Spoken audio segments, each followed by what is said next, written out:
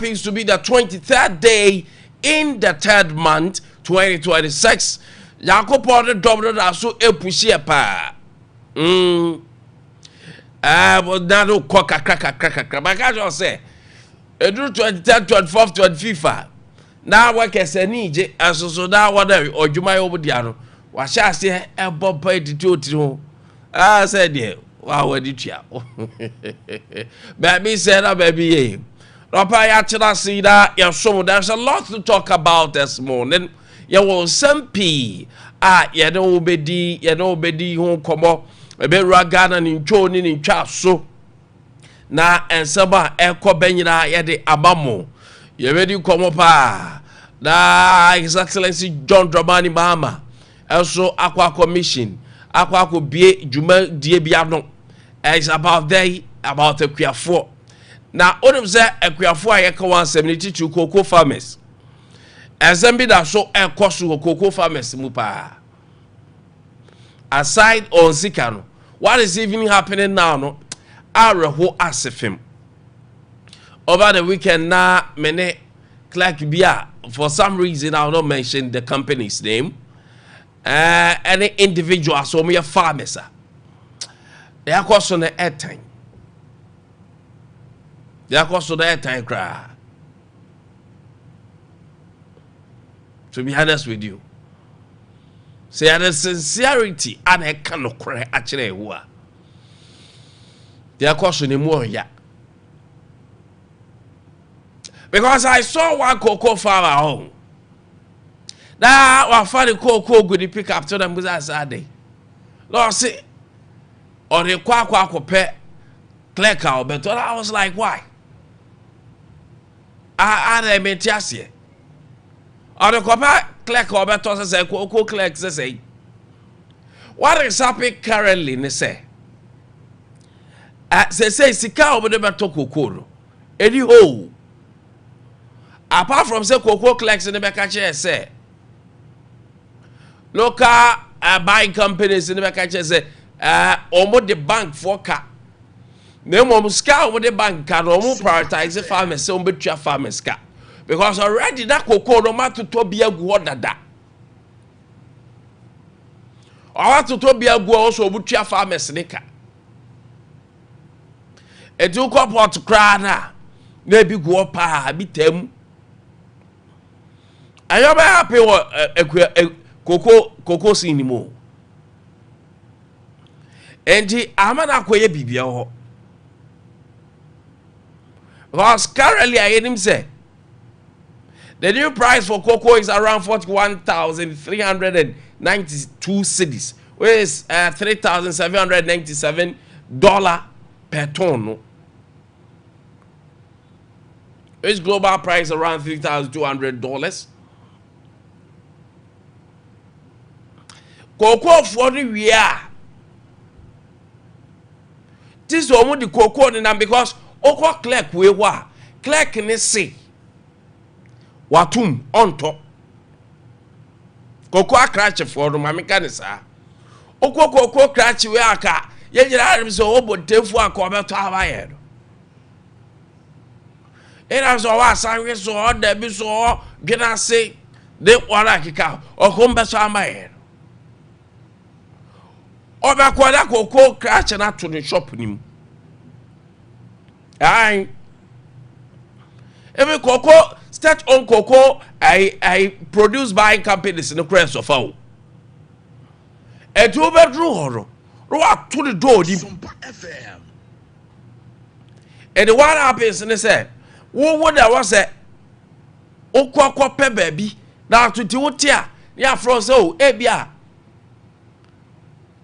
I can't tell Clark never be in the shop. No. That's exactly like in a cacao. That's so you have to transfer the cocoa. Now they are quite pet. Catching your better amount. Any idea, course? To the cocoa in them. Now, pet of 4. They are a who. And you want our cocoa. Assistance and crab breda ye for musica boom. El cocoa but deliver our clerk ni bebre ho. Bebre.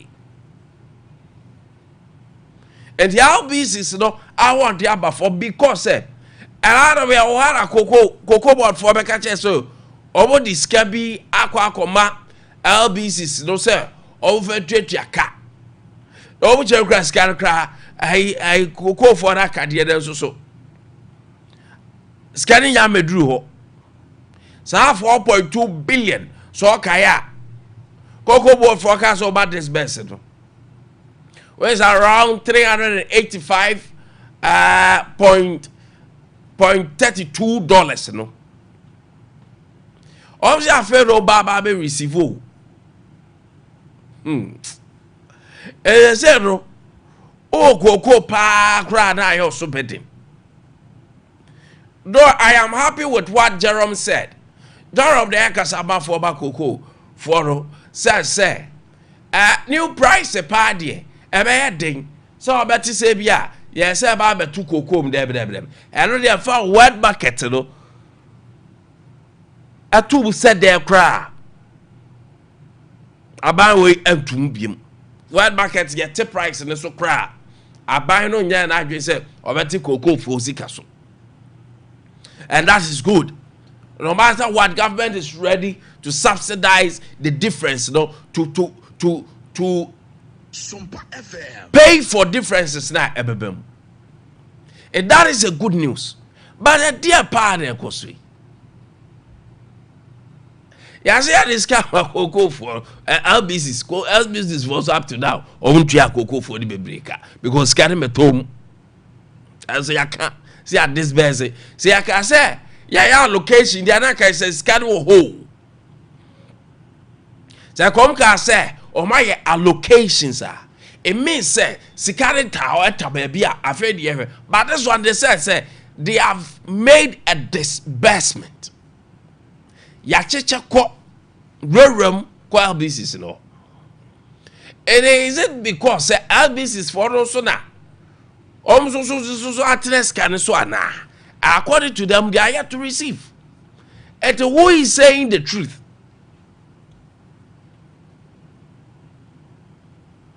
Huh? Why I cannot pray? And it's a macro quantubano. That be as a reward, they be check your phone. Because earlier, no be catcher was say, they are not buying iron say. What I what you want the D can call, you know, and sign a price reduction by the day. They will pay them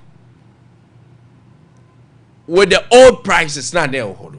It will only call dada and start a new price nearby. The woman they say, you bet you a old price and affected. Now new prices and be affected the affair I would be because at that time. And the new ones nobody could say no. They never go a paswa or more say a yabe boboa na awo. I say so what back it at the qua. Unyo be man into according to a carefoni be. And you do baby, ye to baby there because a hot yet, catching in no horror. Sika one ho. And I say, on share down to be bring won't tea. Kakra or bet me you so pay. Et me tracker.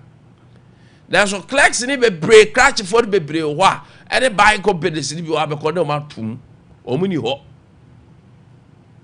Omuni over free. Because they also don't have money to do payment. I arouse a move. So I'm asking the Cocoa Board Chief Executive Officer say, Sikada ya kasi ya disbursed. Na dauruma ye nimu said akwa kwesi. The 4.2 no mukasa omu disbursed 4.2 billion no akwesi saying Sompa FM. We ought to know. Because some of the cocoa farmers are crying. So mu yanko fo bomunto. I don't know about who some kesi pa. kra dwama kane no bia nim se koko de eto bi kra wonya nte ye no kra no na kratch ni no wa bekasa na LBCs no wa bekasa eto ukra wonim ba bia wo ye de wo de ko to ya fe na akwaso akoko se what say koko kratch bi wa om de to bi na de ko but currently that is what is happening sesi aye kasa na ekoso ahajam me asam ne ba ya na ma me de abawo wani o because farmers in there no man di boom and the time na sha ase ebobo ba me catch you say months upon months ye dua koko farmers ka on be ka say nya no kure ye wodo ane ba do say asema ye de betu dwa say na ntua koko fo ka no exclusively na ye no kure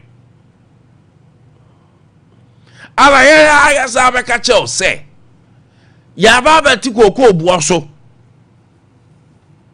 as am for say be about there, sir. The update I'm giving you, ne say. The character update I'm giving you, so koko for so koko akope bias. And also so ba be bom hwene wo ho, but bi say kuafo no. Bi say kuafo no.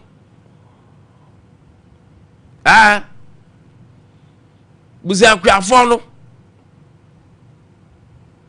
What is going on? You see, I know there are certain pattern. Baby on my yana me moi buy nechi bebre chire say. Say demand in ni wa supply in heading. Say demand in ni wa supply. But they are to we are. I don't know who's akono. What happens to the money? I don't know idea baby tiasi. The aqua we know. And ye aqua na fa say oh ebia ye nya atofo wet bucket. I ban ko said the so I can't begrudge anyone. But me should say the aton we know. I don't know akosi say. I don't know akosi say.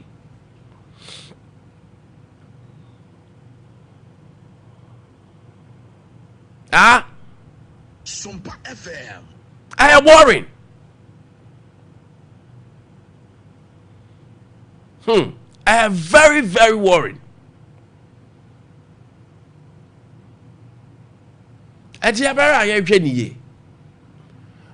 because I say, yeah, my reasons why says, oh, go assassin. I say, I'm for this car, one free ya, and also dear, and yard pa. One free ya. Na nipa kwa brane di nsika kwa kwaje ade o koso bia ni wo betra o se abada ona kraman sitere o meka no obia ni ho ba bi peske beduru ho ye na de akeka koidie o be ka se ye duru okura atwam o be ka cho se ya tra hompo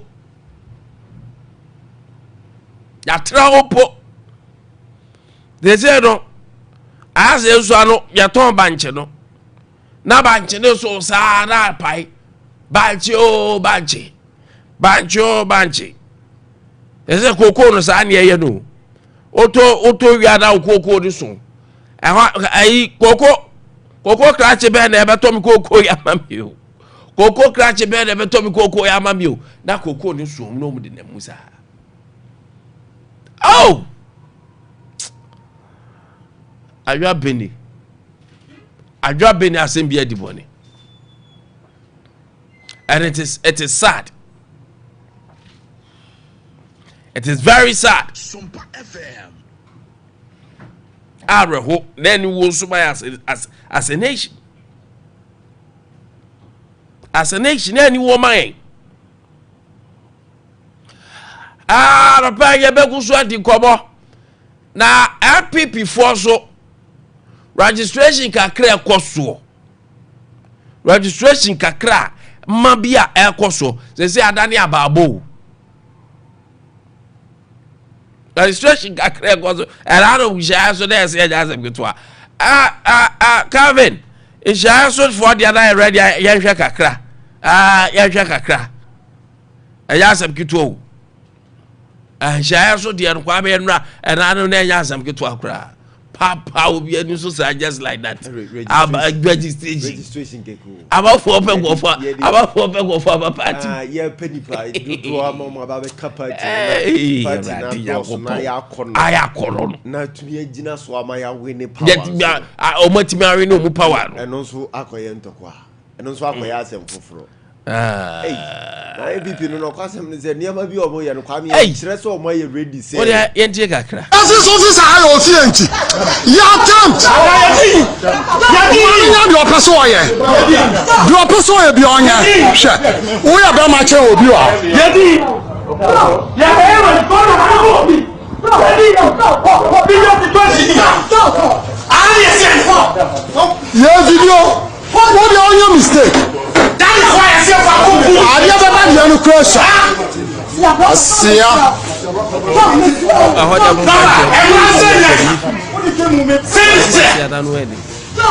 mani from Kenya di mo do bi wo emra ho ye ba fi ese ko enko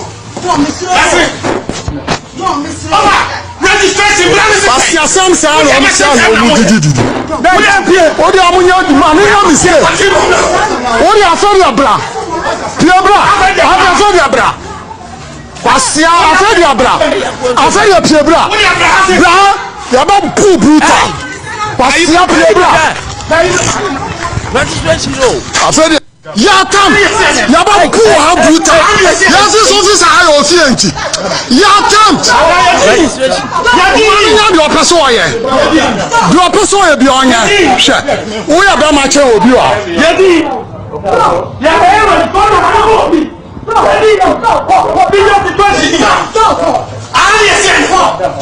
yeah video what the only mistake that is why I say for kuku Ade Akye Abia no crash asia ame Monday anu ende ndo akwada no ya be ma no anu ya sa ufiri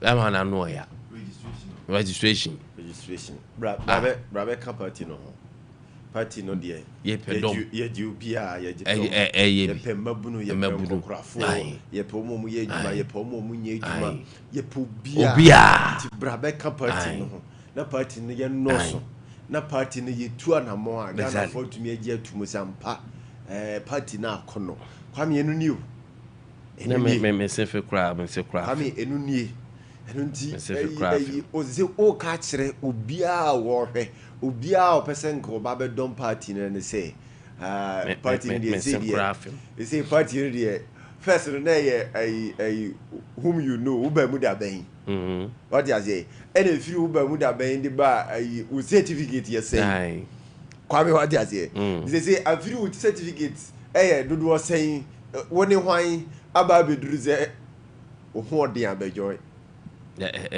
so o ho de abejoy o ho nya dia member join you see NPP party no womo tete party no nkakra womo say party ne nkakra na kwame enyame nwanwa say me nhyeda enhu any national plan bia da ho say party mano ediso na fe ye de aye ama party na san ya akono biem sa reorganization me nhyeda enhu strategy ne plans bi egu akwan mu the ma party money one person ba be join party no say be party no be akono akoye say party ni sisi akoye bibie wo ho ene da ho na sense wo sa ene obia eye de ope wo party no ase penimu enni party no but then yet ha ne amoka say mudi kan ko yi penyin ne dia no otumi ba be so party no mu na fe party no be bia atumi aye adwuma but here we are again after semuko yi kandini ne penie no edi ekoso kwame we registration o we registration o di kwame ekwami zo omo pa kire say omo register omo nim omo ne omo mbeto ama omo exactly omo na omo register omo nti se wo kwame we credit nka we nso ye yi kwame nti o ba aba be join party no na ye nim ba bia obeto akwa na ye nim nipa open asemo a me join ye ma wo me join because sa na wo ha come here say etie sa na ekoso sisi ya we Oh yes. Because the air cost on the son or more catch the son or more catch the make what register near about woman. Make what register near because me nim asimas who have been tindy mammy register. Say me go register. Me go can't hold crana yasem. And until I 15 nano Musa Dankwade a yidi babonting. Say floating voters. Woman interest NPP mo eso ti sa hum eso ti dani de nyina eso ti. This is the time I was NPP tnase because a party ne be ya kono a sha se free ne nti a sha se free ne nam mo reorganization to me FM ne gina ne nan so a eno na face mu kwa ko face NDC 2028 a mo to me face o mu yie because mo grounds no solid. But some grounds are fragile. To say the yehun now so the kwako face NDC for. Hey, we support our they call hifa. Every net sense so. They should advise themselves. No man shas yam fa ne mangu gu akwam. No man manfo hu se party ne enye we ma mini we papa dia. Party ne nyina obi aso. Party ne Ghana fo nyina dia.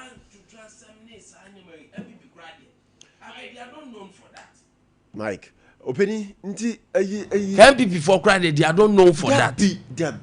Say to trust them ba say ya within us among themselves.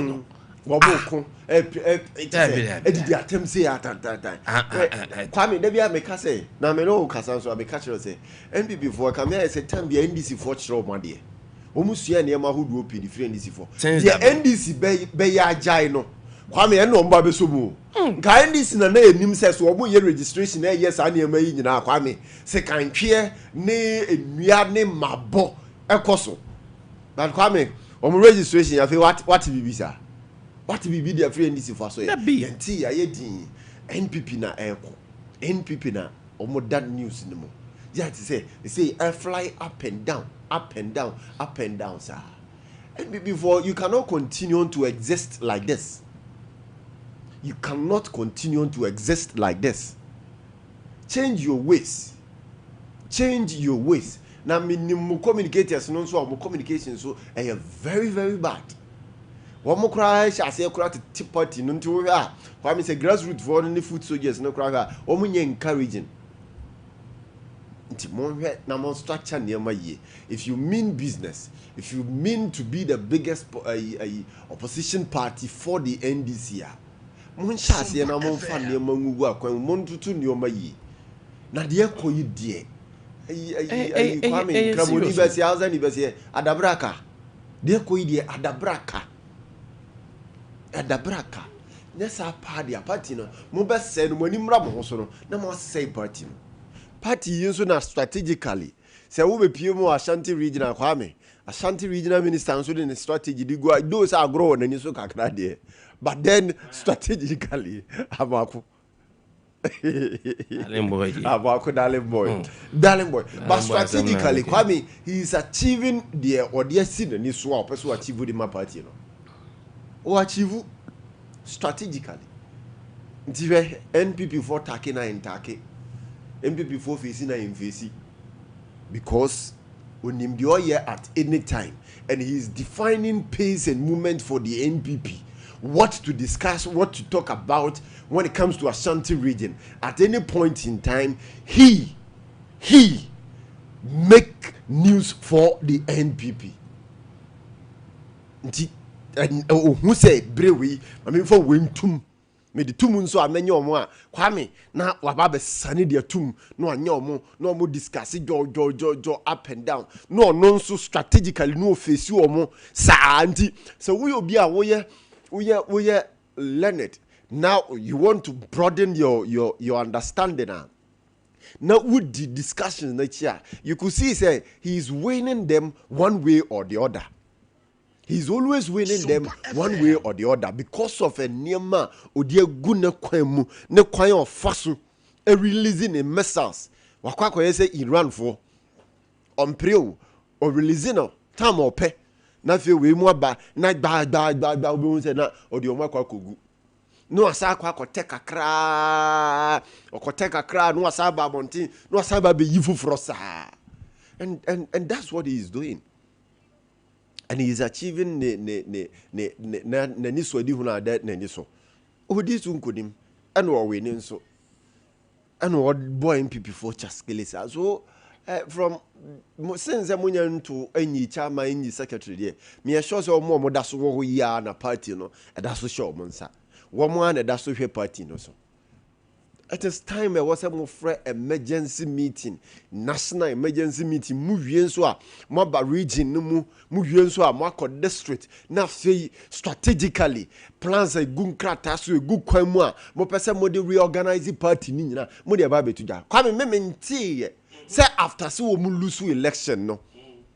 Through our reorganization, a free national, a bar region, a bar constituency say. Kwan we ne efa so abedi enkomo kwan we ne efa so tu ya namon wo munye ye mente hwe and it tells me say they are not serious, they don't mean business. That's what it tells me. That is what it tells me. Well omu wie ye jo ma ko thank you ton Jonah senasi don't get yanso o no so watene ho asi monten so no nso eye enne John Dramani Mahama asa atene ho asi monten so se adwuma o mo bae a o mo ye eniam ahodo o mo de agugu akwan mu no okwa akohwe se de esitie and Kwame, it is going to generate news for more MPP4 to come and talk about that, for more MPP4 to come and debunk that.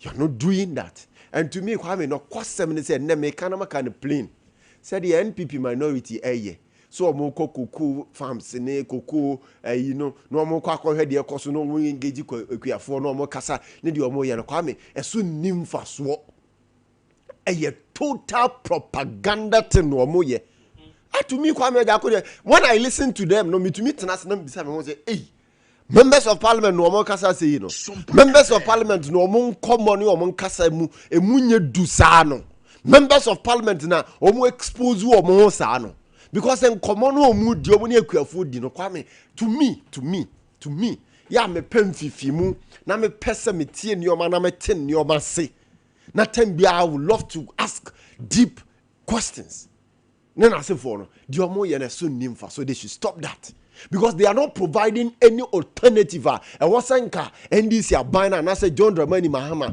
or they tackle the cocoa sector na anka sa price cut na emma. They are not providing anything. They are only propagating the propaganda agenda. Asa, and make kind of plain for. I don't fear anything, nothing, because I am not correct. And if they like, they can challenge me. Now, come on a round table so that I will prove to them that you are more than soon nimfa. So they should stop it. Say,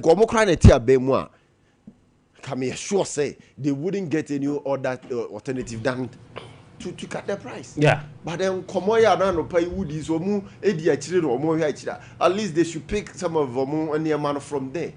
The Omoya no they Kwame to me dear. So the big problem they say now Cocoa board for me ati ase said they will disburse 4.2 billion. Wabi and omno beka LBCs no.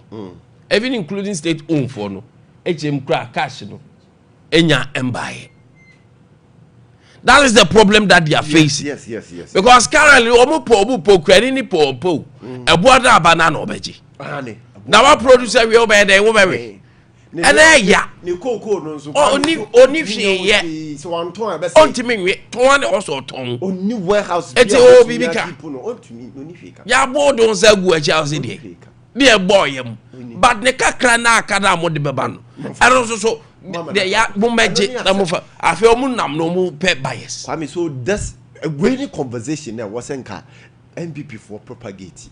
Minority for na wasn't come propagate. Omo kwa say dey. Dia mo na mo ya no de Kwame tu eso ni mfa so. Kwame. Kwame eso ni mfa so ba ko say you. Ba ku kure ni wa de omo na mo ho ye na tosu mu. That out wow.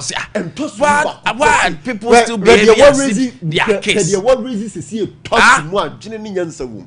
Kamukuta sade we say na mo de hiti omo pa. Sikana kamu no mumfa mra mumfa makuafo no mo han omo ho nto omo. Quickly na minority or that Greek. Ya temunka. Ba we dey yasa. Quickly. Yasa. Oh that's na wa. Oh. Quickly. Dear mo ye dear. Adabraka o. Adabraka o. And tohi o. And tosumu. Ebia munyo obi ama nka nkyere mo ameme ka kyere mo no pay. And tosumu. And you the minority, you know said the steps taken by the government today, no. Now you have no other options. Ntina muntumi challenge ni ye no. Tina muntumi nkyere mu ye man ntogana for asumu no. Amode propaganda and you know it. You know it. What you say? Me how ne say. Since the cocoa board buy na aban so enim se cocoa board effecti aguma ni sika na ye nim say agriculture is the backbone of Ghana's economy no. Me how ne ye me ya ne say.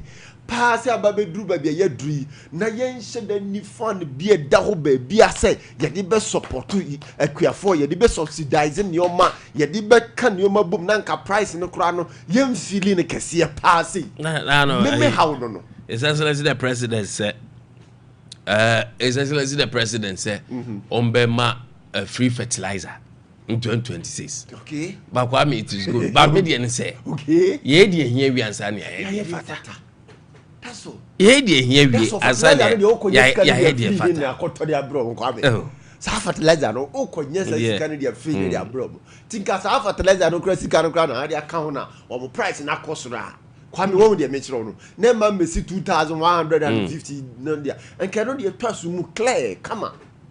But what is why we say fertilizer is going to be free? These are some of the conversations. One more musu money abre person ba bemono. Nkomo shase tackle no mu dini etiase. Dan de omo na mo mo eye no. Kuafon de Kwame ya buo mo abre musu. Yeah. Ya buo mo ya ba buo mo abre musu. Ya makua no kura enye akono mfa makuafo no. Akuafo na eno no onim fretete. Ya ye de atwa na furuma nti wadi ne nanano mo atia ma ne ono so ye kua no ya bo mo abra mo ama ne wo mu hu de omo nye ama me ye sure kra so omo ankasa kra will not encourage wo mo nkwada ni wo mo mase omo fo mo hu wura kua yo mu because wo mo nim say kua no aban enhye da mu kua no aban emfa kua no nya hwenti no mebei wa nyere ho ansua de ankope adwuma bi aban adwuma bi anya we na aban de ba be yemo. And this is the time, Mr. President of the Republic, this is the time to me dear nanka de twasu mu pa ne say agribusiness esi woni so na wututu kwan edididi nkomo se be ya industries ahodo be hyase abepie mu wo man mu hadom no enka eniema bia ye bia sebi Kwame so nhye de nim faso no ye ntete anu sika so kura mfa mewura kuayo mu because nke was here hyase give this motivation to farmers. Nothing so woman so ya bilateral and multilateral partners na ye ni omukwako din komo no ya momu hu na mo ye tu when it comes to agri business na ye pese ye wura mu na ye ni gidigidi say these are the raw materials we have and we are producing them like beyond measures say a dozen kuna kwam ewo ho nti de e ka kire mu se betumi ano ye betumi aye we have the raw materials there. Na say ya shase ni edi nkomo ni ehwa akuafo nkran na ye pe warehouses ahodo te se de na na dan kwaku fado or see one district one warehouse sa warehouses ni na ye maso mram faso niema ye de hihemu ase ye de ye product no ni ye materials no ko hemu Kwame ensen no ni a provide the share warehouse yimu na ejina ne nan so e was ye provide food stock buffer baby a doso because the cost wo Iran say cost na was a storage of yaduane no kosro I was a kosro san kosro no china bi e be kan na ya bebre enti I think say akuafo no de yadi o mabro pa yadi o munyanso ala pe kwa we enye ize mami o me raho papa aside the akuafo de no weekend metwa na I didn't see Udru aguna suedra krobi oho so friend we am sales one of the towns di bi ana ese na anduma da mu ha anwumre benu ana bees atisi kronim Sompa FM akra wadi 3 years o mabu akwada na ma akwada na hwede ne nkwa o mabu akwada na ma na hwede ne nkwa Why are you no cry as if it's not enough? Now University of Energy and Natural Resources. There's a young guy, be my friend Godfrey. Fine guy. Wow. Never fair. Fine guy.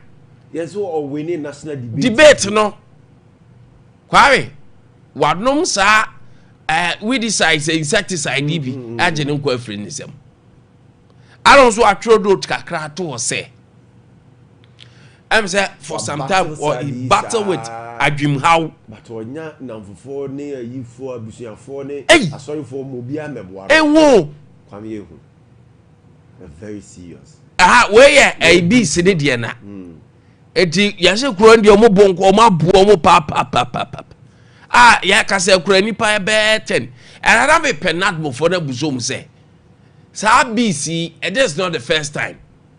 Okay, kra NDC for ko ebi ko bu omu sa. Okay. Omu abato e ba beba so a omu ko hia ko ye meeting a ebi ko chi omu hwe omu office so a na be say me ye comprehensive for you on this Kwame. Ada omu free hin. Go why so ma to ahye kro bi so o ma to ahye specific area. They are boom. That will be draw that said you embassy the day see awie. And then research part and not move for you. Because Kwame Ebrebia come here say, e see we the ade akwa near the motor buru ni akos spray kakra. But a day the ya yenje ni ya e masa moa no ni ade beba. Then a money basa. That is what I don't get it. Because ya game pa. Ya game pa Kwame. I'll say your pet comprehensive research be on it. Wow, Kwame want to me back specific area. Ada, yeah, had so the Kwame where day. Yeah, the spiritual ye be home. Now spiritual ye better be my crowd with the 3 years there. Bob broke up Budekun. Yeah, spiritual. Kwame build by is backed by, it should be backed by science and data. Yes. We should find a lasting solution to some of these. We cry or have a your crying room kakra. Therefore, say, Bia, a drabby away now, a quam fast to backroom no. I don't move over to me zooming to a specific area. To over that read this 4 day. Oh, you're so move for crony wa a door church and I die bare for. It's not here. No more move to the next room. Oh, baby, and this is for them say, yeah, location. I had to go for the order. I had brought your move that day. And your chairman, your papa, secretary, papa, women's organizer, and also. Oh, Guamu, papa. And your national executive cried your quiet so many times too. Oh, Guamu, papa.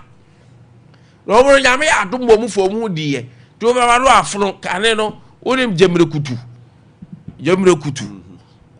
wa sere o na afro na hunu se do jemre kutu no na ye de as a kakru ne shehodo aha exactly am ne de kwa we no bochia no o sa nwien de kwa bochia no na no ye de ayeso ne de nso akeka ho ne de abobo aforo nso dot sa entoma ne ye design wo aforo ne design wo aforo it is hard there who national executive or kwa na aforo no ze wachia who original orezo bu wo aforo wanchia no ani hu na eso a wanya deficiency wona wa we o gba agofo ya gaza so the first time I had a test. A real idea not before Bako spray. Now, BC Kwame Nkwantabisa, Panana no match of Nanka Toda, Penifono Moody is your mind about Saturday. A bad idea. Tears your office. I go Balbert Moody's a Balbert Domsy, Yedi. Udisi career canals. Wow. Oh, bad news was a walk over this guy. Abo man chrono. Oh, el de go way ba MPBM nim no. Kwame ba mo ide o me serious. MPBM ni sa no. Kada ko pa. Guan kakra chere they should show him something small in tiwa. Something only munkuno. Something small. Papa na no so kakra this time. He will reason with the people. Na Kwame says, boy you come obebo wa no see ya Kwame. Say the anu no si sore no de amadi o. Masa omo say bro. Bis na eye bro. Sompa FM. Eye bro Kwame nti omo no obaro no it has been made in a way say o de broni na broni de ta mo pe bibi ni bra. Broni de say fe pe bibi ni bra de ade. We de hu ni. Ai arade we o. We de hu ni ye. Ye tumi bo wa ma wa hwe abeka se nipa nsa pa ne de abo ma ho ahono hono sa. Ye tumi bo wa nkasa. Aha. Mo ani o mo serious. Wa be no mo say bis na bo a. Are ba ko a wo wa bo wa utimi ye ma ne ekone se. They leave extinct. Yes. And this acting, you know, opa na utimi ya. Emane ko. Yes, shemu de be hono se. Shemu a wo nanti ko gida na hono. Ala Kwame ade ba ko etimi ne pa se. O de samna ni nsuo. Se wo wabo a. O de samna ba bia ya oni ni nsuo.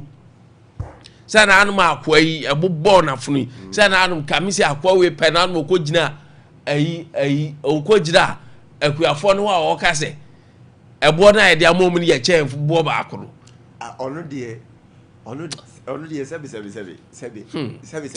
ai la de na kasa kire de hada ma ne ko kan sa sab no kan ye no de na kasa kire na wa se hodum wa na nkam sa mo ya na mo ya kire de se de o kan ni se hunu ke kan obe kan how can you talk about triba mo akasa asem wo sa gina akuafo na ni mo e ba akuafo no nyamsuru wo mu pa na Kwame de na be na wa ba bi gina ya ni mu kansem hunu sei e de na be ati ama na nyanke asori aja na te ma no e ka de masa be dia kami jana ma wo wei anke ababu no kakra de show him something small in it wa ko gina fo mu nke kan sa asem ni biem ono so na ene e wa nka obo nse nanim ne ebe etebe sira wa omubo wa opensuo ene samna na ode kokora ekọ ara ade ba ko pa so abuan se ice block yi wo wabo wa Kwame unya ice block na am so de to so sa awaje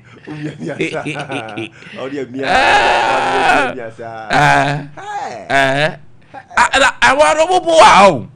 want allergic reactions so a lot of allergic reactions it will be one more crab say otiminya cold bo be wensi sa ja ema reactions bebre kwa me de bu crowd no me broofing bia and so etimi ema no ko but any there it should be strictly be done under a medical supervision. It should be and dear Miss Ramwa.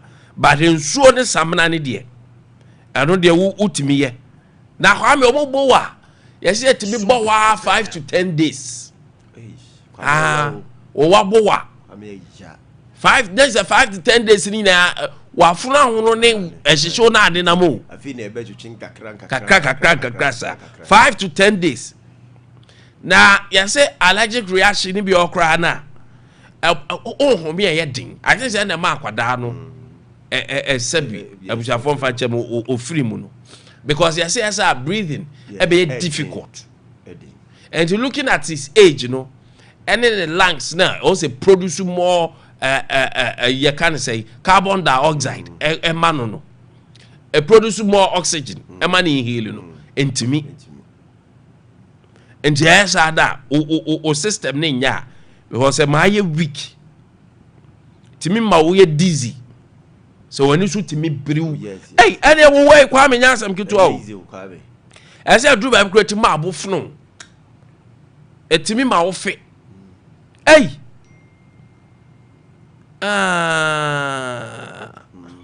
Abogwe. I say, can I report to the police? I'm beaten by them for one more of it. We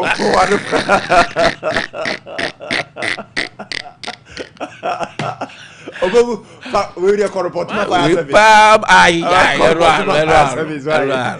to my I will go be a safe for some check. Posting for the they don't win fans. Yeah, we will not see a fans between our babies. When you post for David, we are rescue team. Rescue team. You grow with that. I could have wired fire service. Now, say on your fire service. Then you have back room one and you guess. Or they riggers, riggers, maybe some. Why guess you do you do for me or the riggers? Yes, I know, but when I saw the crowd was down. No, I shut up a goose. Bassa. Abba. That's a party crowd where I want killer. Abba. Oh, I shut down, no, I shut up. Abba. It's a fire. Fire service was one chair. As Opoko a year do my we and watch fans will grow. As an Opoko then they were Chacha, therefore, Poku be a safe. Oh, for cat. That no Janet car or not to be our cowboy days was open. Come say. Why I say that girl about call dear humanity, no. I get a crack as or no crown, ne brother, ne bra, and so ye. Fire knee. Yes. That was any brand the engine. Rank. Yeah. Inti no bra. And no so sir. Any bra or Bob saying rank no so Bob saying. I guess Bob your friend brother Bob says your tiasie. Yes. No so be krumo. Inti oba krumo. And again here bra. Boy na me onye. Ye. Inti papa dey the brother ya no busa. So say was a machine. No say fire. Once a fire service for Munchiano, Obi fire service. You can fire was safety. Fire or see womb. Why we just the walk over or the fire now you be there. Fire was the womb. And who can say report my fire service follow? And I can't be a quarrel. Why is the global here? Kabinadena, ye guess ye. What banners for me security personnel. Now, fire service. Omudum Jarod, the other changing our best. Yes, we are all like Kurebu. As a Kurebu. All right. To Kwame Nkwantabisa. Coming. Mama and I only am commercial, bra. Commercial na come sports for the holiday, moody holiday. Mbapa the Orlando. And Mr. Wack. Mr. Wack and no buy. I can then come baby or sala na mau. Because matekra intina wa made. Atija. Wack many we. Atija. Many wack we. Aye. Executive producer be many we. And just in your Jeff never heard they are fine. That is as of a car to away. Oh, Waba. So bad, Waba. Waba, need Waba. Oh, but I know was it on to me.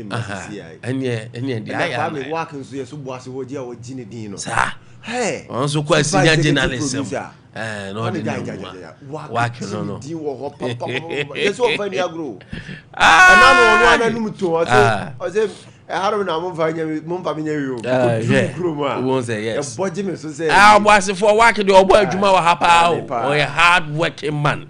To your bar, Monfanisia Pakemupana, Modesha, Wamiguman Massacre. I can't be an eye, Homra, and I, Homra, bar. We have a lot to share.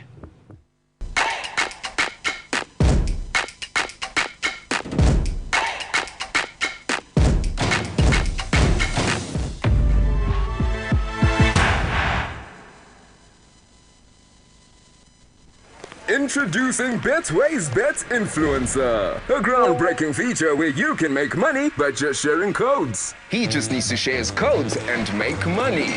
The more his codes are used, the more money he makes. Oh yes, so what are you waiting for? Anyone can be a bet influencer. Share your codes and make money. Bet Influencer, another world first from Betway. This advert has been approved by the Gaming Commission of Ghana. Betway, get way more.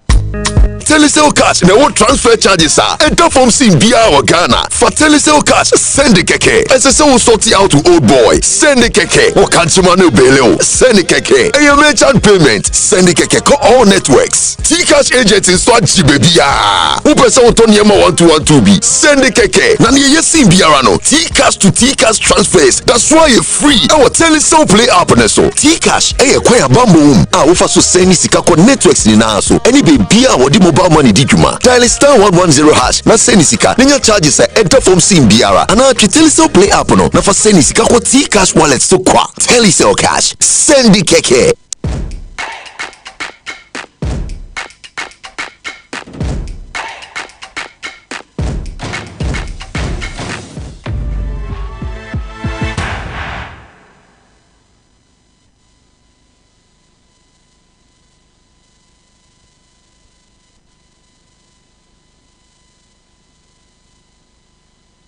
Sompa FM.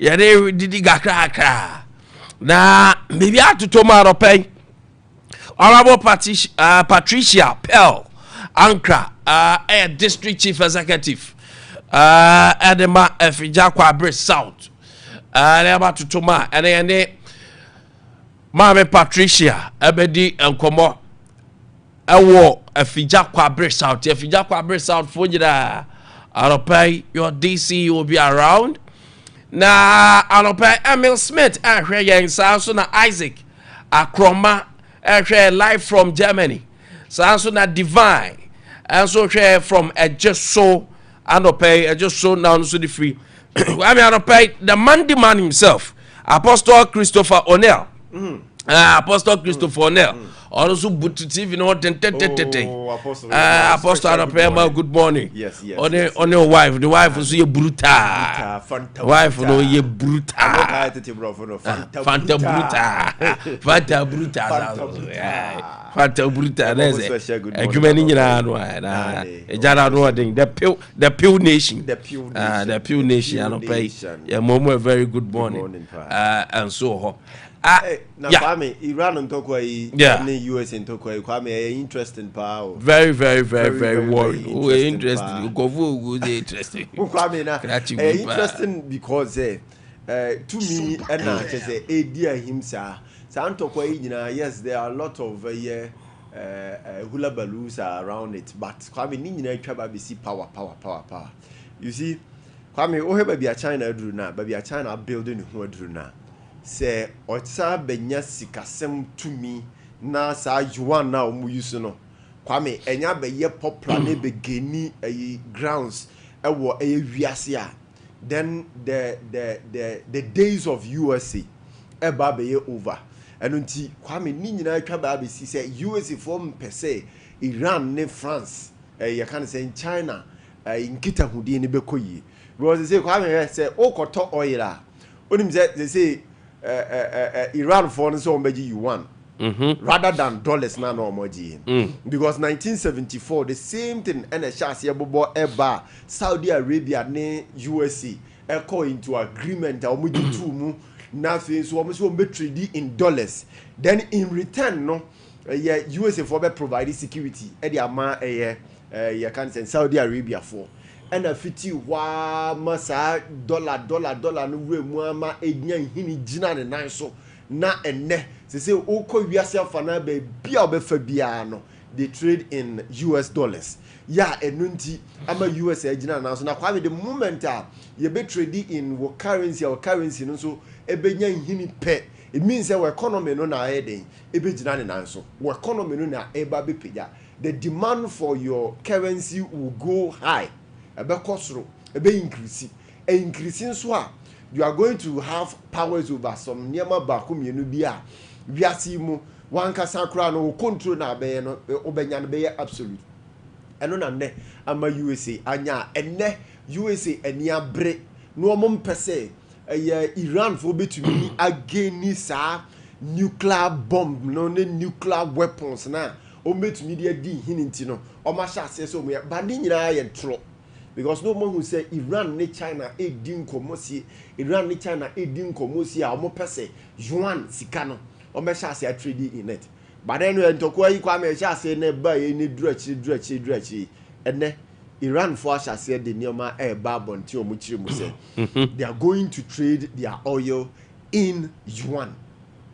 This is yuan na nya basa na say bad technology ni production of a niema baku mienu bia Kwame almost ukopie mo China the omo ye no wiase afa na nyina no China to me ye bi se baka China ye se badien China ye you just name them almost everything China ye the only thing left China a person who gain grounds in strength wo mu wo currency see be trading in the currency now if you watch USA say USA they only rely on other countries or resources or more no marco could detro could trade you provide way you more security you say both a home no ma ba je wo niam USA for the Kwame ye ni mo so mu yesi for every tete asisi for pa ene ni omo di Kwame so be kai I want say Trump ba ya na or shall say the tariffs are hold will be the Barbontin. Yeah. And a China, they are the two of most of the Koye Kakraka. Because of a set or crip for Muno di break your Mosebea, one more into me entry. Now, pay interesting near my elbow air the same. 90% of Iran woman oil export, you know. Every island be a friend a Kag Island. Na sa Kag Island, no so yes USA 4% woman could take control of it. Now, quite on befa so could take control, no so Kwame Akwa Yasem. So mo yes obu kwa could destroy sa Kag Island na. Ebe destroy Iran for womo powers ni womo strength ahodo womo nyina because ahono womo derive womo sika ahodo nyina free. Sa Kag Island almost 90% of oil export na ahono free. Nti womo economic powers ni economic strength no ahono na free ediba. Nti say USA 4% womo cripple Iran for person omunya Iran for no mu wie kono ntentema. Kwame, the only thing to do is to destroy Sakag Iran. No? Na Sakag Iran also na so muko destroy so Kwame, the likelihood say yeah oil price ni be shutu ako $200 less no. Enya de kitwa. Eno so no musuru. Enya pegyan so say krim. Wiase afa na nyina economy na eho akwa asem.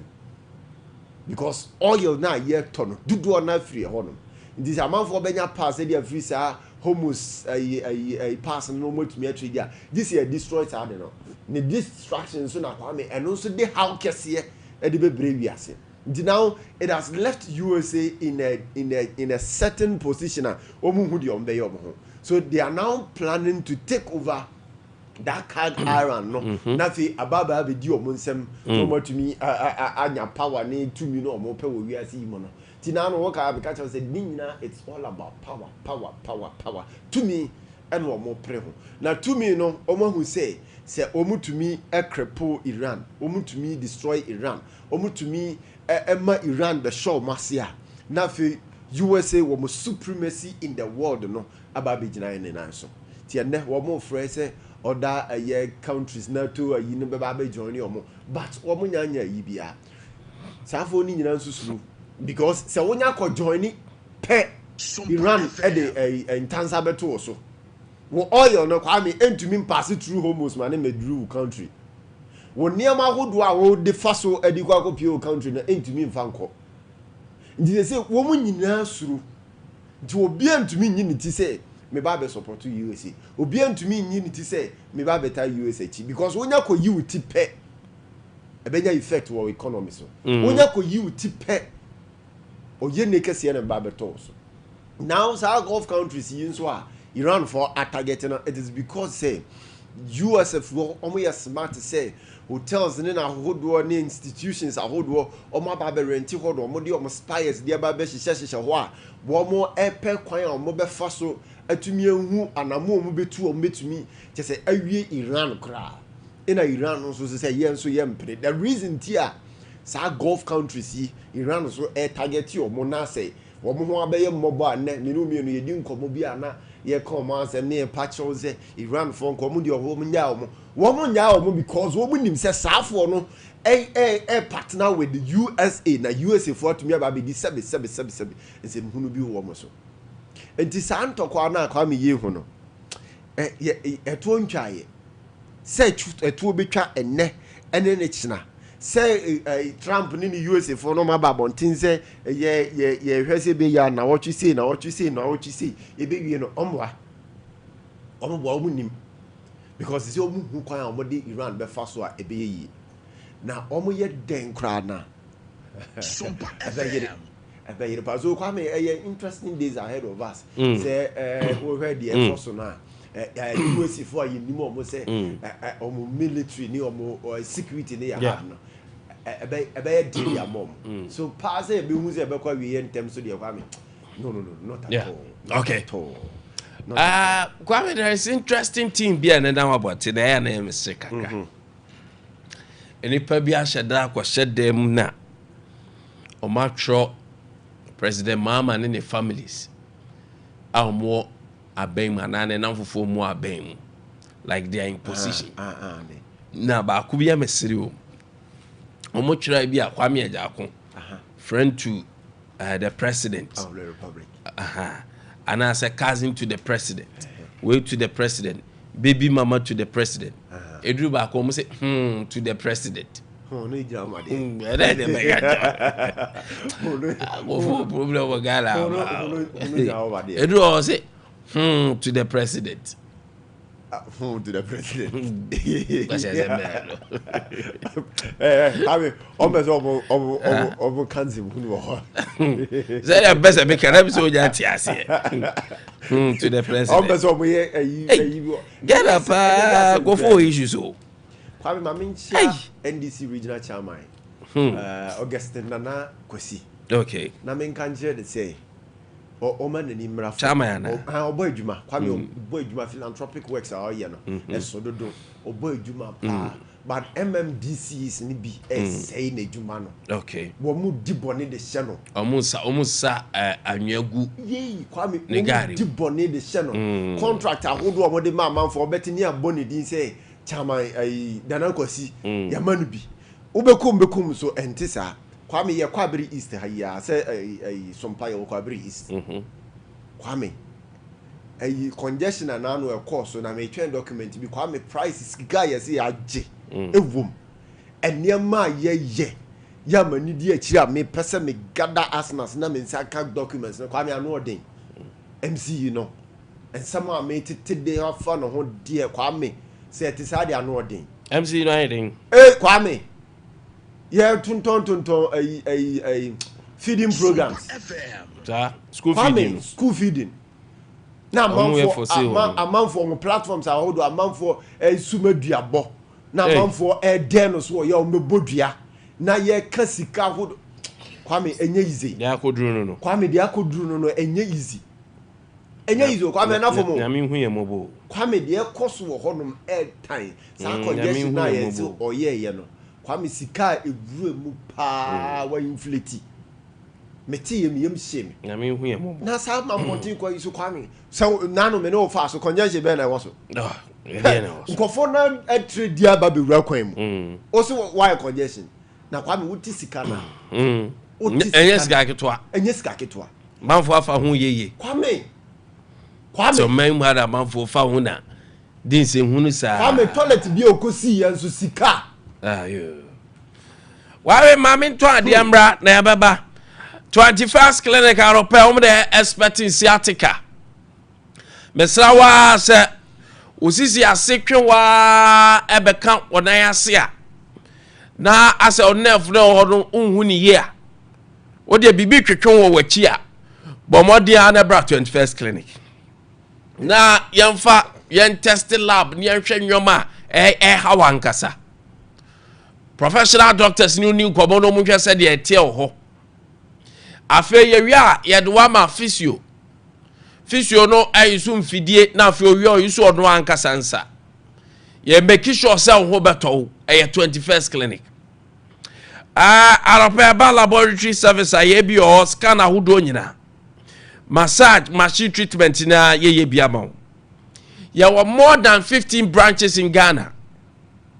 From 0249 311 311 0249 311 311 0540 311 311 0540 311 311 Yencho branch no de ben on de ko Kumasi for Elbesha overseas Sompa FM ane wo form Sompa TV na wasro, Sompa FM wasro.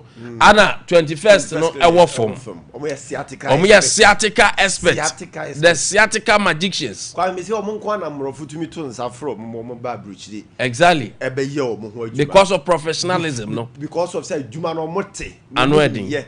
Ghana had omo na ye expert. Ye can sciatica the 21st clinic. Eti aropa bomodia Kumasi obo asemomra council quarters. Call Janche hodam behuyen. Accra former Dome Market. Dome Market in your Sunyan Kosunyan Teaching Hospital. Yanin the dear Mche. Mados dined that in the hotel hall. And Kransa Mumra Techima Mumra GN Bank dan that animu. Na also bra Bejua Yarishe. Yes, share ya dear bia. The mum would him say expert in it dear.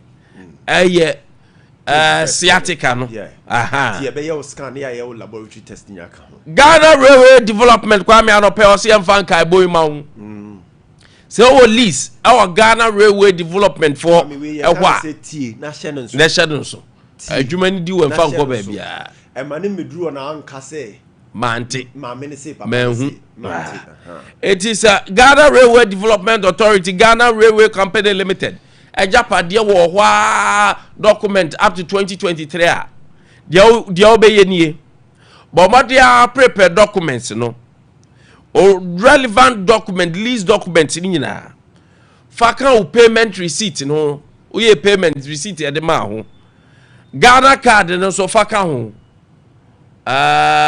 MC ba yes o Ghana card no so faka ho arapa o de ka ho no so na o de voters ID card so betima fa either voters or Ghana card arapa bomodia na fabra sa enso so ana Ghana Railway Authority say menka chao say eya asase Banglo ana say warehouse eya Ghana Railway Development Authority ana Ghana Railway Company Limited edia na wakwa lisa yes up to 2023 documents na ho fabra one fa madia na decision bi ebeteki bia ye ka chao and the 7th of April fasa documents ya mabobo so nyina fabra na also yanhwew also hodom na bibia entotoye the Ghana Railway Authority Ghana Railway Development Authority Ghana Railway Company Limited say tienkai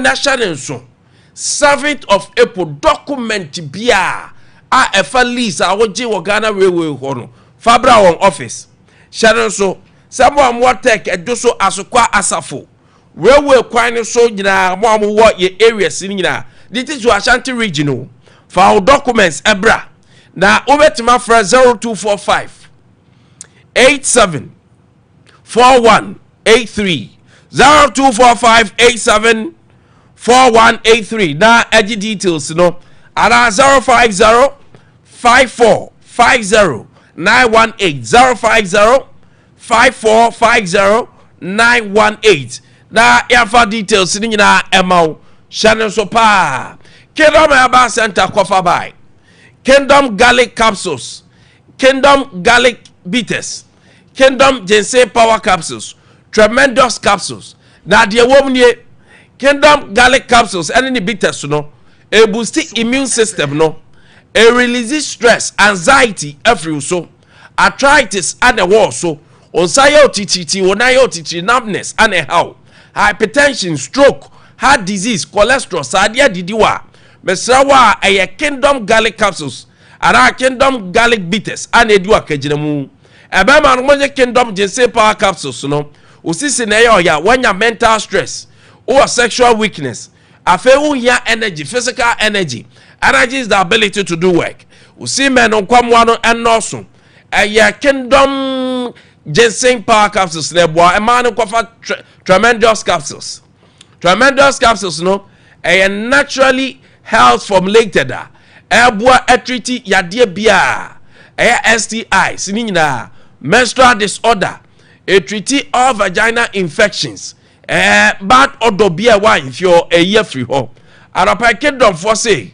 your Kingdom Herbal Center ewo occasion drug lane and all leading pharmacy shop any herbal shop oba ubenya bi ato fra 0597 298 855 0597 298 855 and 0559 761 144 and I'm a catch yourself be out to Tomaya the municipal chief executive ebedi enkomo na mo pese muhu bokwa situation no enema ekoso in fact development ekoso de mo maame nyame adom ebra his excellency board din juma odie nyama any vision sa 4 years nkwa wie de na wate ne te menim so obewo nso a adwuma pa enti obewo ho a anopai yare ne bedi komo ebe interrogate no questions ni nyina emra WhatsApp no ye beje TST ye beje Facebook ye beje your social media handles ni nyina ay activated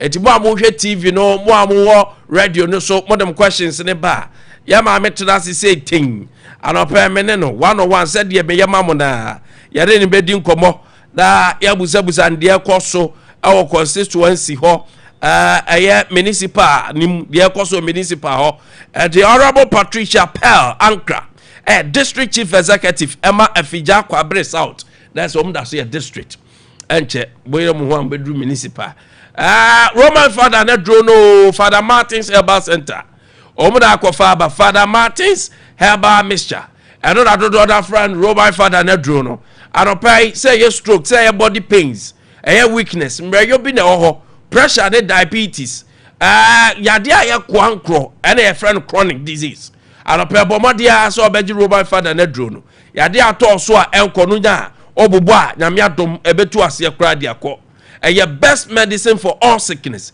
yade bia nyame adom nyame se womunti etimi bua pa drugstore pharmacy shops ni nyina benya bi 0247 919 122 0247 919 122 and 0552 66 8517 0552 66 8517 Polytank Sumo Super Tank. Papa, no. Polytank Sumo Super Tank. No. Polytank Sumo Super Tank. No. I pay your discount. Oh, Super Sumo do so. And you save 1,000 and over, 1,000 and above. Oh, Super Sumo be a better also. And I pay Polytank. You didn't Polytank. Polytank you need free tete no. I pay say oh Super Sumo no discount. Eti bomadia ne ko baby a ton Polytank bia. Okwa wusu upe Sumo Super Tank no per discount on the discount no. That also shadow so say papa na ankasa eno ne original ansana others no copy aye niema ohwe said the Polytank ni mutie ohwe said the ho ni sitie nso to awiabo apetampe osu abobro ojina uhuru mu a na ono na ekono tago aba Mr. ne capsules adopai tago aba Mr.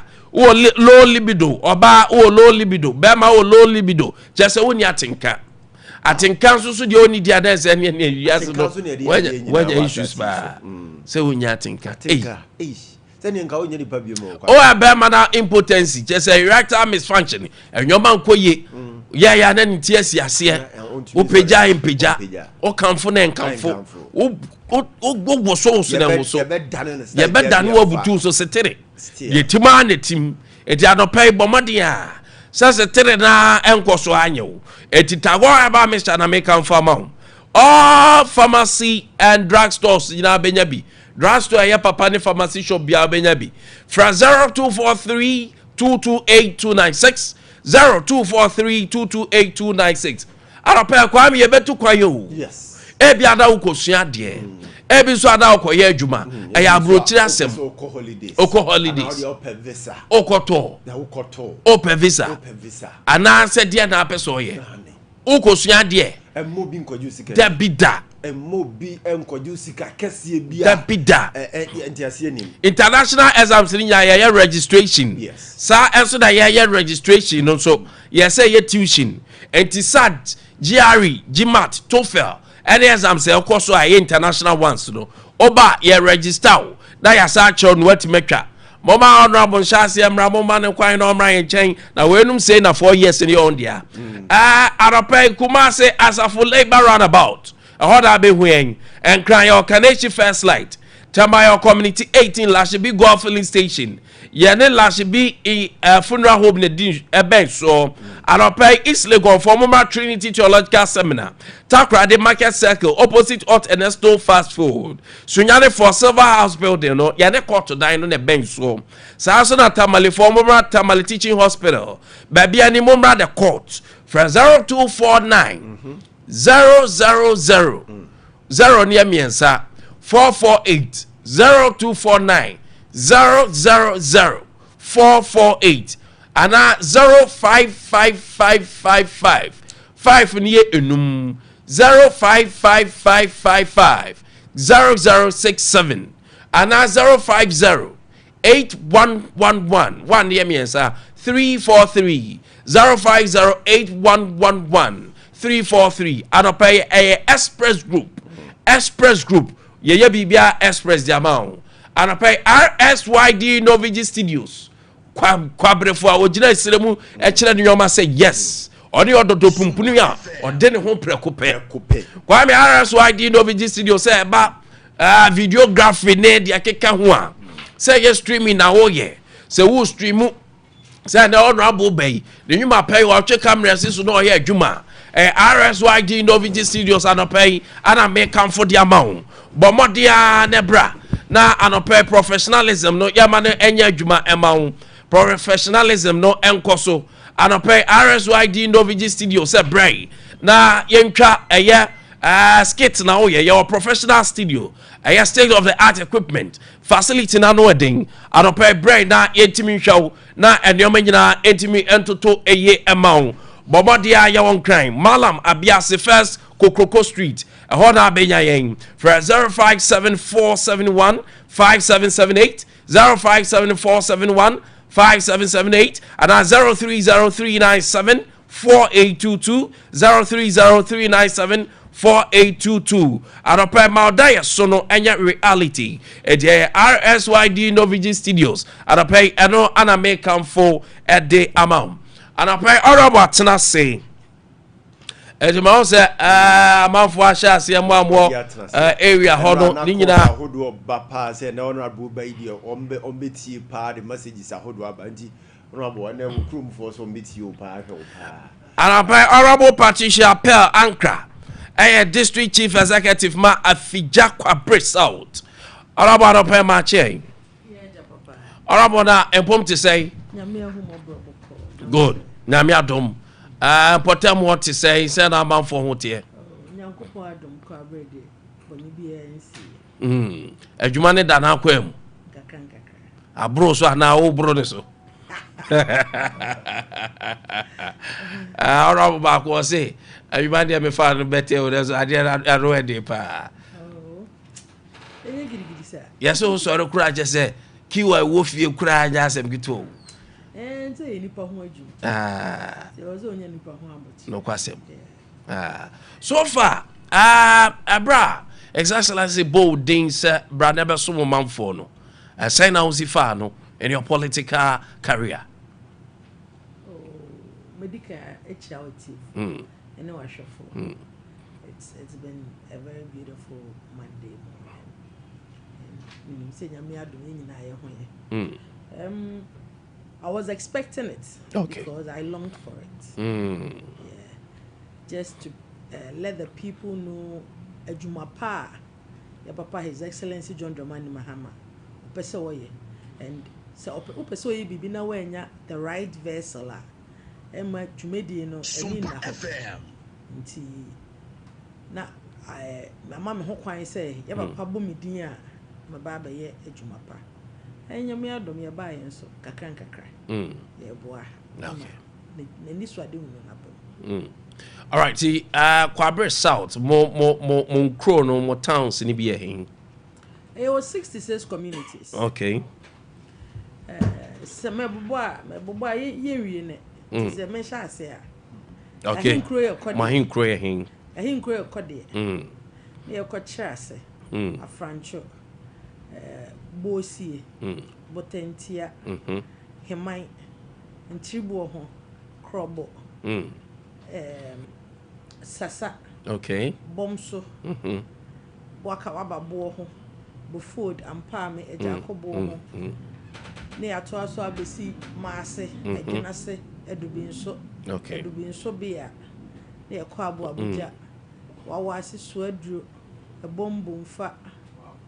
Ne ko ankase okay e ko adwetia dumachi daboya so it's kind of okay member of parliament enso your ba Damatan ama Damatan apianima no na ya meta bopa apianima okay how's the collaboration with her?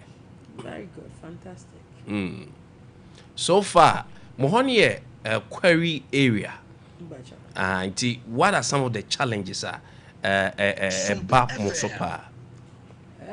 One dust. Say a bono or blast here.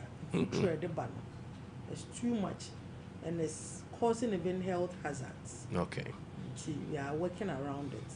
This year, from April, May, June, a health screening at the various query sites. I see. And a blasting. So we are regulating it. Okay. So the Bayer Minerals Commission for income. So the Bayer ammonia in excessive rate. So the Bayer and Senko for income. What me blastema? Obi TV if you show. Wow. Yeah. That is some of the challenges. Aside that, we are good to go. Okay. So a bra can because of dust, more health facilities. Say, how's the strength of your health? Okay, we have 23 health facilities in Kwame South. 8 are government, and the rest is private. We have just one polyclinic. We don't have a hospital yet. Wow. Yeah. So there's our CHIPS compound in health centers. Yeah. But a major clinic, a hospital, because a hospital and cancer hospital. Yeah. And only a CHAG, and only a government. That is it. Obaye on health. Then some of the things are we put in place which must serve people well. Right now, I share demography now. Looking at distance, baby uncle fit me access healthcare. You realize that Ankase, a more Dumachi side on. There's a whole community there. You also the health center back. We are building a CHIPS compound there. You're buying Chibo, apart from our Franco Polyclinic now, pressure that's on.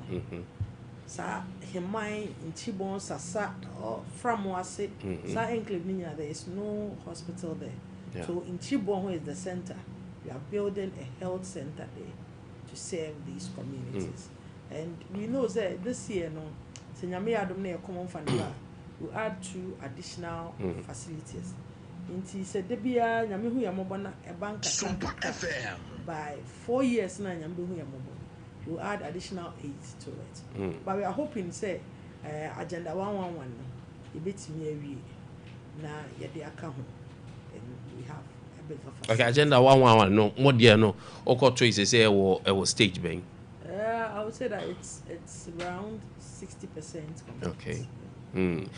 What's taking as part of your legacy project? Are you working on it? The one day, Anymore to me. Okay. All right.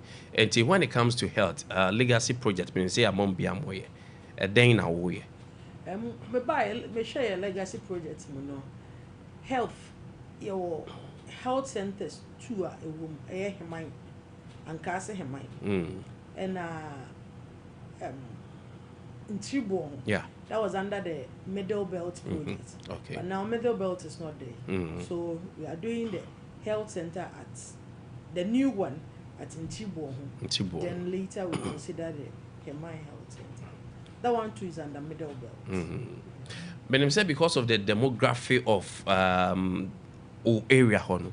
Now saying Kodia ni no say a population yakese compared to years now Omeye chief executive. Infrastructure wise, more challenges than now they come.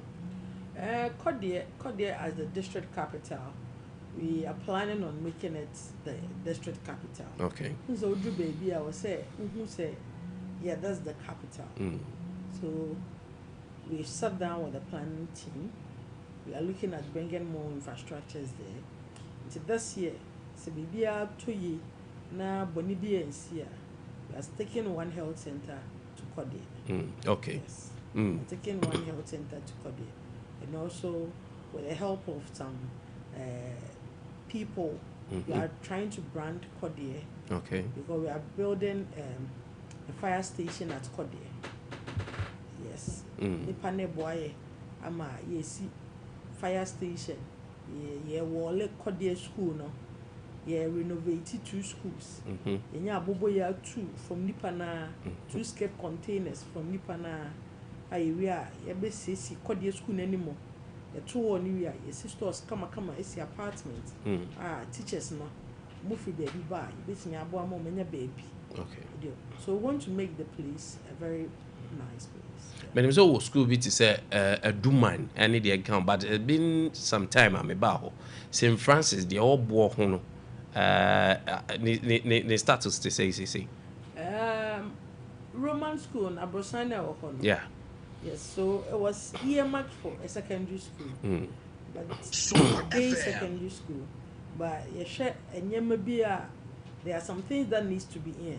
Okay. Example, the toilet facilities and stuff. Nothing like that was done. Until yes, and we don't meet the standard. So we are trying to convert it, work on it.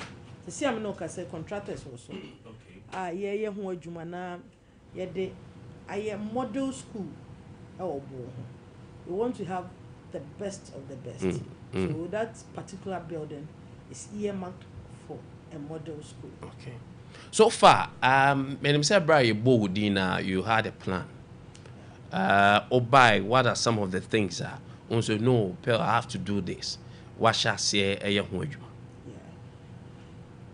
Maybe a bomb dinner me buy no. Maybe not one thing I realized was Kwabre ya kwanye. Okay. And it did. Kwabre. Okay, say me person me kum. But you go sue you no. Yeah. I catch say I need dey ho dey kuku. Yeah. Buy into. I said me buy no. That was one of my priorities. And me nka ho ho na ho. Ba me ka hye o mampanyin me nyam say. Buy aya kwan ho adwuma pa. Twitwe bi so afan. Me no ka say kra e bo ho market road. Egusua ye ho adwuma. Market no. Market. Bo ho okay. Aye. Ahimfe na chi wo. Okay. Ye kwan no nyina. Asphaltic. Enya asphalt. Ye gutters no na. Ye de 040 diken go say be more trouble. We are bitimi afa so. Aside that mantemu akwan ya twitwa. Say the be ya car bitimi akọ aba. China Railway so ye ne omo adi nkomo. Okay. Apeja Krofrum road no. Ye na asphalt. Okay. Monre junction to Monre asphalt. Monre dey no mo contractor also. Ye dey ama. Okay. Na the woman say na contractor na ye Kwabi East Kwan. Oh, okay. Yes, until now. I contractor ben China Railway. China. Okay. Until now we call urban rules and crime. Ni omo kodi nkomo. Nyame ado mo je me fe so. Omo ma mi nkwansha say me kama to me. And then the China ya contractors ne beba site. Okay. See that is one thing here. Himai Abrade. Also asphalt. Yeah. And Omampenya Sama district be 10 kilometers. Okay. It's 10 kilometers near the factory. Say, we say traffic chair. Francho. Yeah. Fakwa kosi cement mu. Cement mu ya. Ewura mu kosi adonko ho. Ho nyina ye de ama. Bronco Bible School Junction to Red Park. And also ye de ama control. Sompa FM. And Red Park to Bojesango. Okay. And also ye de ama. And Bronco wana to Chairman Junction. Okay. And also here the ama. Oh, so wow. I mean do your mama be a fine. I'm saying China for now. China River. Okay. We need the China phone. How do you call it? Bronco Bible School to Red Park near China Road. Okay. Yeah, but Bojesang Red Park to Bojesango. It's another contractor. Okay. Yeah. Now a big push in money. Yenya big push by Yenya Kumasi Outer Ring Road. Okay, the moment you know Kumasi Outer Ring Road from Jabin. If it's here, na befe Jabin, I be remo on cast, do much na fam pobi na fawa wase, swadro, na be remo abi piwa home. So yeah, in fact, yeah, all the stakeholder engagements. I'm GDC, and then the China ya crown contract and the bar, and Baba clear finance. Okay, start. So now enjoy school feeding project. May enjoy. Like more be hope. Yeah, will be okay. Yeah. The strength in it is saying. So fast. Yes, you drew a money hard drink pa. I was a bammy ho. Was say yes. There be say a Juma you know. It's about communication. We didn't come on na o church. A man mo mutia say.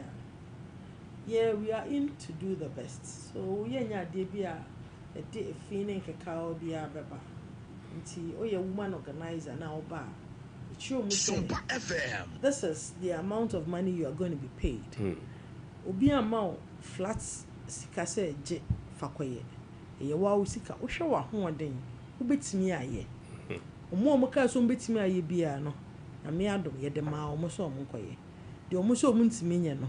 Ya tro omo nyina din anyame ya adom na se akwanya bi ba se bia maslog loan na bibia omo nso ye be hwe omo kane. So kwabre de nti ase wo. Communication which chim na nipa ne tene ho ase a. Honorable Patricia ne party relationship to say. Very good. Okay. Nse party no na de aban na bai. And I'm aban so and I'm yet this year. So the best thing I can do and say metie na me ne party no atna asetna pa. If the party is there, the government will be there. But Samaya Sabia have arrived at we're going to the beach. Yeah. So far, young education. So what are some of the things that why Ebra would take you over? Oh, education is one of my KPIs. Okay. Maybe bar for na and I'm a chair table and chairs. 800 pieces. Just to support. From IGF? No. It's also funding heading. Yeah, funded. And also the buyer and I make me chair. We are building 2-unit classroom block at Chase. Because whole enclave meaning government school be any say Akrabi or Honorable School. So 93 boys here but about chronom. And I say if you call a franchise. So Chair say in more as the center, a static cage or honor. Okay. You call what was aqua and also inside bar. It's a big community. Nkolana any baby school. It's your home, so you see 6-unit classroom block. Honor. From a honor, Dumachi. Okay. Dumachi, so you see 3-unit classroom, IHHS. And edubin so bia Sompa FM busuafo bi nso abeso yasene a omo boy am yes 6-unit classroom block ani nyina to the credit of good governance. Aside and we are investing more into the education sector. Say the omu here bia no they are hoden susu bia the bebo and we are working around it. We buy a very bosha me di kan share. And yempese yebeye bibia bewe na nipa ne beko akodru ba bi na waka. We are looking at getting some exchange programs for the teachers. Oh wow. Okono oba ono so na experience awako akonya no. We are still in talks with the traveling company because the edi kanya na it had a huge cost. And also esa na say okobo nipa na say okobo nika. So we are working around it. So it's a promise I'm not relenting on. So that no fund in the say 50-50. Are they going to pay that is what or is fully funded? Yes, so no, but the vision should be projected. Yeah, the teacher in any has to know. So on will take in then they will know. Inke ye be fully funded. Okay. Nanka okwa mfa say be a year or two aba. Okay. No, they will konya the experience no abeche. But the yenya first one yenya no. Ono no pese 70-30. Okay. And say ono mo befa company be for 30. Okay. We mo for 70. So we are still in talks. Okay. Say nyame ya aduma ye benya a good package for the teachers. We benya special criteria and they are picking. Who goes, who waits? And Shadanya special, say special, say yim. But for me, I believe that the education directorate have their own way of knowing the teachers who can go on this exchange. So if it's there, we just give it to the education directorate. Then they give us the selected persons. No. Yeah, they way. Sometimes the way we project and see things, you have a strong IGF because of the query. But cash you go. His Excellency says scan it out. Sadam hot here. Kwabre, we buy a sikanta ho. Na the woman say, as a leader, you have to let the people understand and have a visible, like, almost bibi. Okay. I was say, yeah, you get it. Obi to say, Obi to property rates. Property rates, which is 150, 200 cities the whole year. Yeah. Which you not quite yet. Street lights, it be no. But if you let the people know that, so which you are born me, Sompa FM. say me more born on your fanya juma. It's me about your walk wine. Okay. And pans what you are, okay, ya quine. It's now cause of Kodusika. Obitia.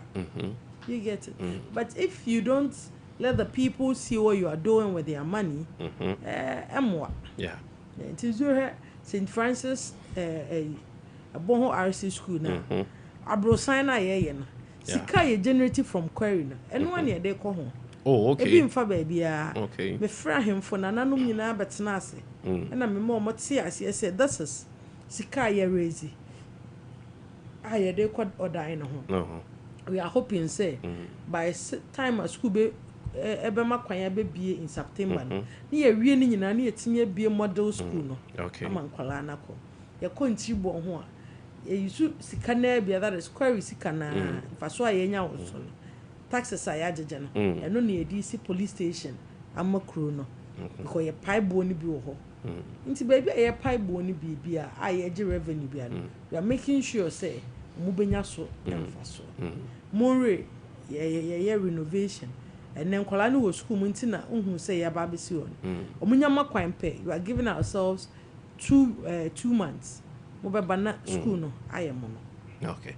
Yani Honorable Patricia Pearl Ankra on the DC Emma Kwabre South. Adope Muno Kasasa is a very strong woman. The inbuilt no nyasem kitwa. Adope yani din komo afa Kwabre South. So Honorable, so yambra security. Mompote mu honum light ho asem security to say. For me, I say I'm too frank, and I'll be frank. Looking at your numbers now, 66 communities. The police car back up. Yes. Hunyina. Hey. The commander Tama. We have 2 commanders now. Omo berepa car. Serious. You need motorbike. You need BBR. So me buy and me fair business community now. No what's not so more me. Na intimate talker Emma police for. It was just one person and a supporter. A Sonny Best. Okay. Manunkwana Emma 20,000. Okay. Say yemfa and so na yenkotoka ni. And 20,000 minabema onim say intimate talker. So we are working around the clock. Say binya car account. But notwithstanding, my police is up to tax. No cray back up. Say me kase ejuma na bro mo so na me twa they are up to tax. Although they are limited resources, some use their private cars. You can say station officer or kode. Yeah. Mr. Entry. Ono ade ne car ye ejuma. Commander Atama ono ade ne car eye adwuma adomako. In fact metimi abobo mu nyina ede say wa omu nyina obia to ne car wa kwakwa service and emma adwuma no you can see that there is love for the work, there is passion.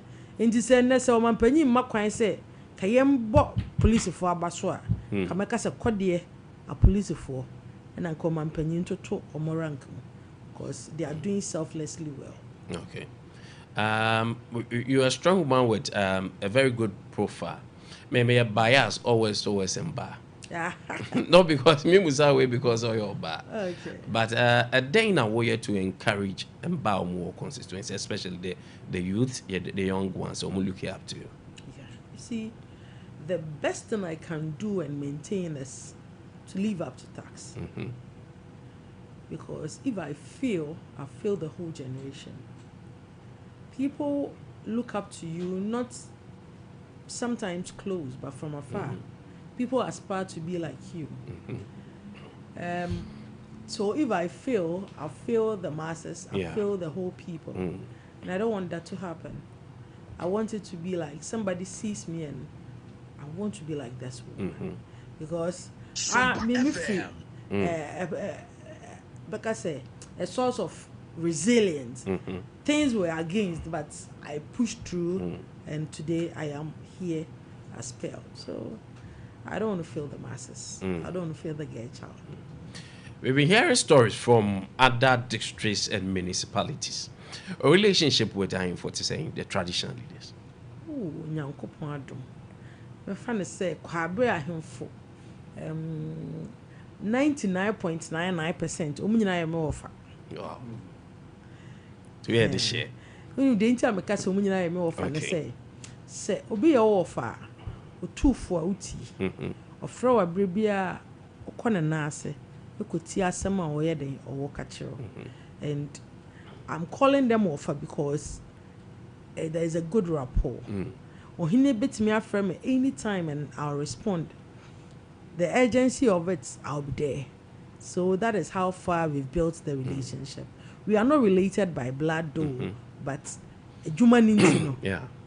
So many juma nintino. You have about bare advance 2 years, and I know Nyame Edu Bicha. Amen. How's the future like for Kwabre South? The future for Kwabre South is going to be one of the best. One of the best. Say, yeah, to share hierarchy no na yereti a Kwabre bedikan. Ansana ke mene for you nyina. Omunyina de mo interesting. Interesting. And yeah, oh tax ahead. Me ni asa that kan ni one me ni Frank omo so amina. Omunyina. Me ti o medi. And then we'll put it in place. Oh, so far, when you want to be the best, you have to set standards for yourself. Exactly. And build a solid team. Oba my municipal, I have a solid team. Okay. My coordinating director, my planning officer, my physical, in fact, all the heads of departments, they are up to task. My juma my hot target say this week here we obi anko ye ne de by Friday we want the result, and you can see that the teamwork is making it happen. Say once you show niema ni ya ena ma juma die no na aso bi twentwen na say na emani nyi, you have to be an inspiration, you have to work it out. Me oba say ye clean up na me name staff ye clean up. Who do ye chief now, who do ye you? We are all doing it, and when we do that we get the results. See a PSC kwakoye bibia, we do it together, we go together, we plan together. So emma who being kobeche way up we asem no. We work together, and I can tell you for a fact, I will not boast, but I'm proud to say Kwabre South has the best team in management. Yeah, the ba ye busan said the city. Ye nim say especially semba juma. There's this myth or perception be say na a my omu enemies. Ye wo a member of parliament or your bar. Ye wo MC a DC or your bar. There have been places MP semi project and MC person especially so many every different parties. And I'm on society. A dang pa na a issue between Mohonum. Then I only say, I deal with them can yes, ka different party, Kembasa, Kebetimania smooth hill. The mechanic say, me MP, in the first time, me. Yeah. But before Zobako Parliament, no, I was the constituency women's organizer, and she was the constituency secretary. Yeah. So on party level, we have worked together before. Okay. Working as in but one thing that I hold in high esteem is Kwabre South. Very, very cool with the other party. Okay. Obana me chairman and MPP chairman Ade nkase bibi nti the main reason is ye nyina ye pe kwabre mpuntu me MP nti obi ka say bia na MP I wonder because me MP one thing that I can proudly say about her is say obedru kumase ne obefra mama hu say obedru kumase then you are blessed oba me office over 2 hours they ono so call parliament or call kan ye they o ko susu ye they mean so as party in government me susu say me the trust wa ebeboa be e betimi lobby afa bia no. That is what we do. The main reason is ya bad time. Ya has a kwabre akeke chiache. Nya free near the party sem ebe say kwabre. We are in for the development. Se asambani nkwa chichi se ye kwabre yi. Na se ya siesi na wie no. Moka se mompe ya. Ye de ya ba be ye nyam so adwuma. So that is how we have built it till now. It is not about legalism debi it's nase e fa adwen oh me see hospital ha me yewe wa ha okay meti ase me da ase and that is it. Okay. Yeah. Sanitation kwabre you say is not in the best of shape. What sanitation to say? Oh me I don't agree with that. Yeah, I don't agree with that because kwabre me buy na your car sanitation and yet a kwama prapranko. Toilet facility, you get the it? Refuse dam, or the size involved. Make a choice me buy May 15th for me BDMC. E be sina me no kase. My evacuation makuma 7. Okay. Old age refuse dam. My be 12 euro. Okay.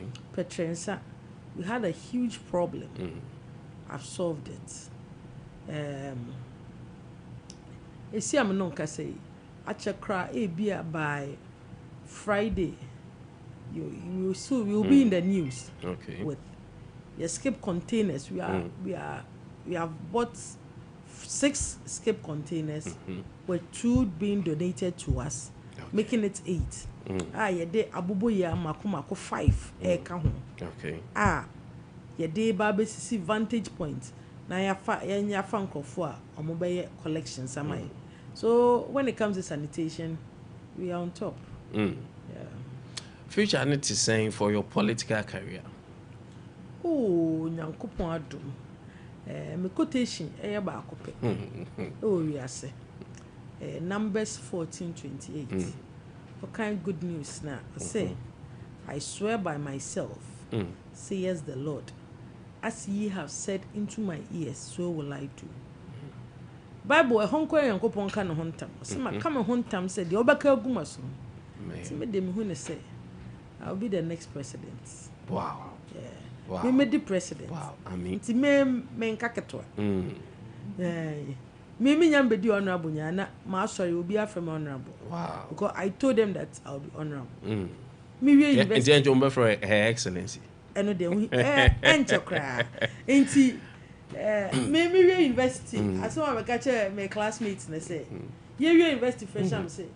Wow, ni me ni picture. Ni me twa. Wow, ni me number. Na me number. Ebeka kraw. Obeka se woni me ebeka se obo. Just go for evidence ba. Ozudi bi. And then na me di MCD DC. Udi me any picture, any me twa. Uni me ni number. Je me number because me number me sesa no. E wi amenya bi aka ho. But that ne de e because eden ya me Patricia Pelanka. Me di Ghana president. Wow. All farmers wo Mbachai. Cocoa issue no say no musi e take no. Oh, nyankopon de che fiada. E beko cocoa farms. Hwe ade ba ko pe na wo say ye nyina ye ka no kore kire yo. Mini abema. Ongoto mobile phone 10,000. Oh. Ongoto 10,000. Na ongoto 5,000. Obey sir. The reality. Me a cocoa farmer. Me for Sefia Keti so. And another man, many miniano. A buyer no. A dena ye for home. The only thing is we have to know the realities.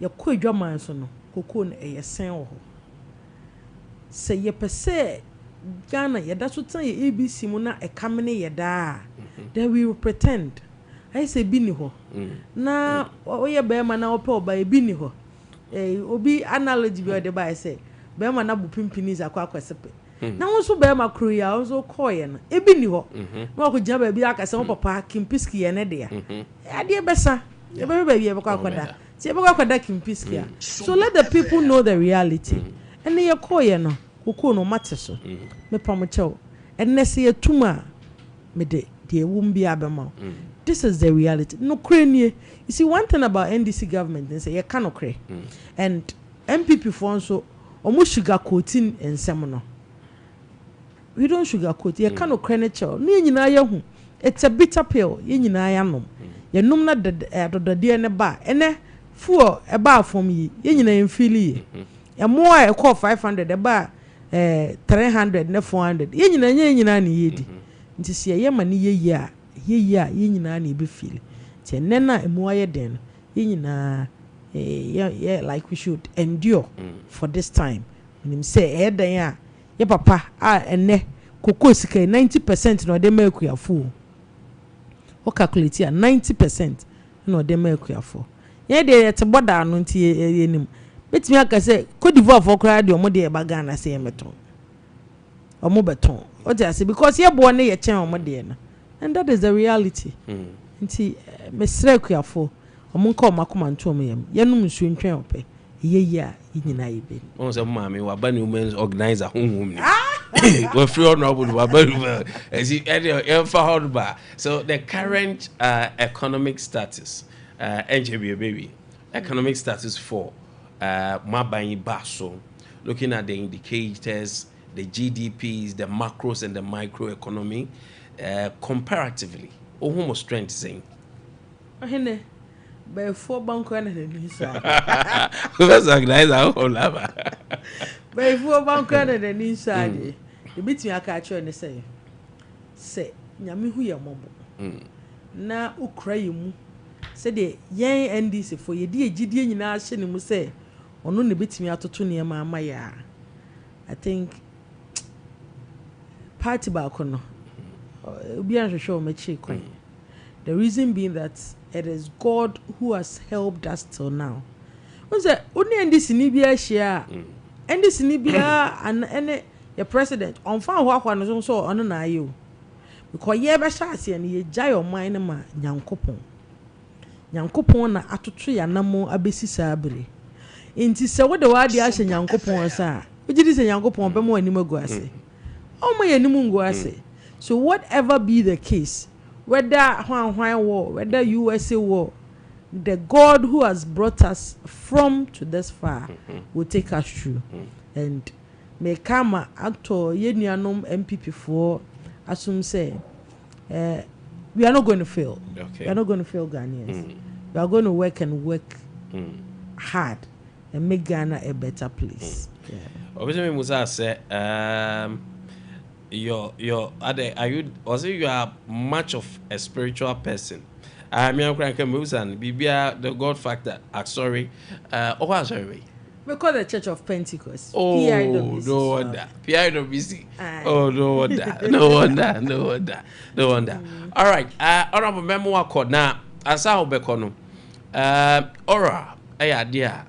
Amanfo gina so to abama mo pa because we boma hetia say Ghana 40 say a lot of things are so amanfo diska amanfo ye say but people are still saying say I say mo vem towards oral issues no form ohine ya vem no nko form but them a woman say he who alleges must prove enti ya say untumi edisika ya body the body no ya kohwehwem because ya tete say we disika na ya tete no wo se ya kire say ampa we disika no ya kohwe nkrata mu no ampa we disika no but say ba how do you call it criminal insensem ho a enye se ubo utrim kan ya na afa wo say you have to prove beyond reasonable doubt say ampa de o kan no kre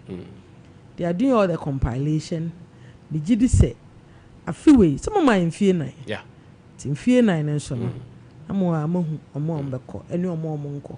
We be or coffee scanner. If you would say Attorney General, people are coughing the money out, and we need the money. We need the resources. To the scanner bar, we know how to modify, but or more. A war more now, one person on the bandi. Don't be from Rakwanso. Then we take it from there. And see, Obianka na come to him. Ora is working and it will work, and we all see the results. Yes, I can bring out for expected there from their DC. They should expect development, unity, and the beauty of oneness. Because, say Mr. Cherry, na me swa, na one so me more. Na me kwame the bomb bona me swa be na ma bre. Ba me swa na so me more. Sompa FM. So we am ho be de meet me de akwa kosi wasan be fa foforo. Exactly. That is how it is. So if I'm pushing the development and you don't help me by paying your taxes, by also coming out to help, intimi nko yenim. Because me nko as am kasa me pra afrancho. Me gusu pra afrancho na bo ho yefin. Yeah. Ti me pra afrancho ya makọ pra bo ho. Me ba na me san ba mechi no. It that's what ABC. Nti me say we should come with oneness in mind. Say ye nyina ekoya am na ye. Ye ma na ye a kwado be fa na ntuma perfect. Development because will be one of the best cities in Ghana. But there's a lot of expectation from you. Okay. Looking at the messages a lot of people are expecting a lot from you, and I know you deliver. You don't feel them. All right, that's it. Say I don't pay you by now. Only a month for bedding come. And then they want you and they focus. The next time you come, no. You have heard parameters, then you let them assess and judge so far what you've done. Yeah, that's it. Honorable Patricia Pell Ankra, a district chief executive at the Kwabre South. I don't pay what says on the one-on-one convo, no. On also so Ebekanyama Ekoso Kwabre South. So Kwabre South for Yenyemum frame Martin DC inka and going forward, you know, we be engaged, you know, and your man was say your mamotino mati. So messages about later, and I'll get answers for you on that. All right, yeah, to also still on Ade Akye Abia on Sompa 93.1 Sompa TV. And there's a lot that is going on. You be the whole komo. Da and holiday so na afofi edai edamwa. Ye di afofi da ye bo one on one o ye de kra ba mo ba adwuba mo ga cheke chiri so he de wa ba adwuba mo ba ye twa ya homra MCR me da me ho aba me ba ne atira se bo ba Kevin mo ma ye twa ya homra e ba we have a lot to discuss now ye bia homana tum ye nua muslimi for any afin sama ekoso ye tie nkomo ni bi the holiday na yewram sa na Kwame am say me sorry me nya obi na me nya no na asema meti or in fact I'm not happy. Society, I'll be very disappointed in the DC.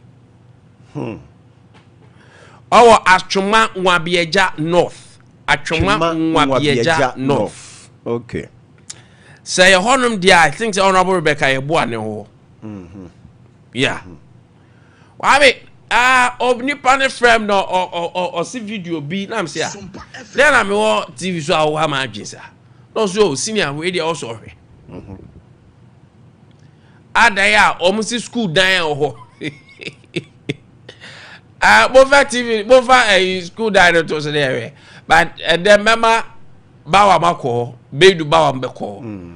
Ne akwa hwe se de ehu ne sare te dia. Wo atwema Nwabieja no. Okay. Wawe. Akofo atese agwasire review. No bi akofa ahwede aba. Ara ahwede no de anwansena ebafi. Jase madwe ho ameti ase. Oh, monyi school dan me pese me hwe school dan na answer. me very school dine and sana maka ho asem da asaro grass I have siri asaro kwam to be honest I have siri maka na beboa so I was like why the best idea we why the best idea school dine oh what's taking Barbara Aba aha we I have school dine no but ABA me nya sure say be school dine atwemanwa bia jambo me nya sure say be school dine because who colors you da NDC colors who NDC colors that is me who colors school dine na school dine colors ni ada private school na moti won ba asem ni fi private school na ba wa ko ha do pay ya because private school say private school na bi o almost say a government school na nipa ne send din na me hwese me hu din ni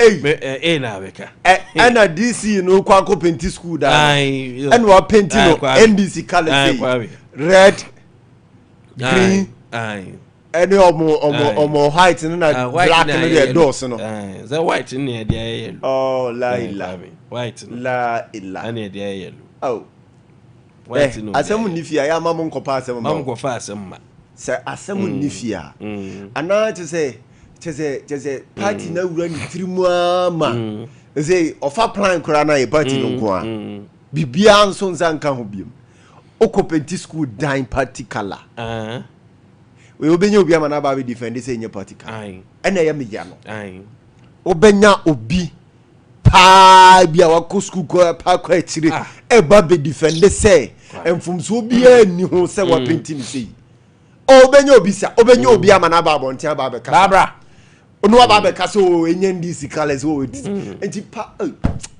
oh subhanallah e de ba sam kura ni o ma yimu pa nti de mpa na ekosu yi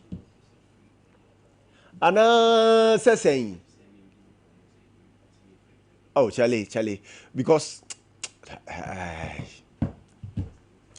asamu ni fie no akofa asam aba John Dramani Mahame ye na juma kama because enne sa mo bilateral dey intoxina owodu ne kama me pesa we agro head so kroma am we agro head so kroma o Kwame wo se hodis yi no Kwame we fini di no atwemanwa bia janno ana me se hodi e be ba Rebecca menim Rebecca because Auntie Becky me sure say be Rebecca Auntie Becky wona asansin sa painting ya na Auntie Becky wona aso o painting ni color we are na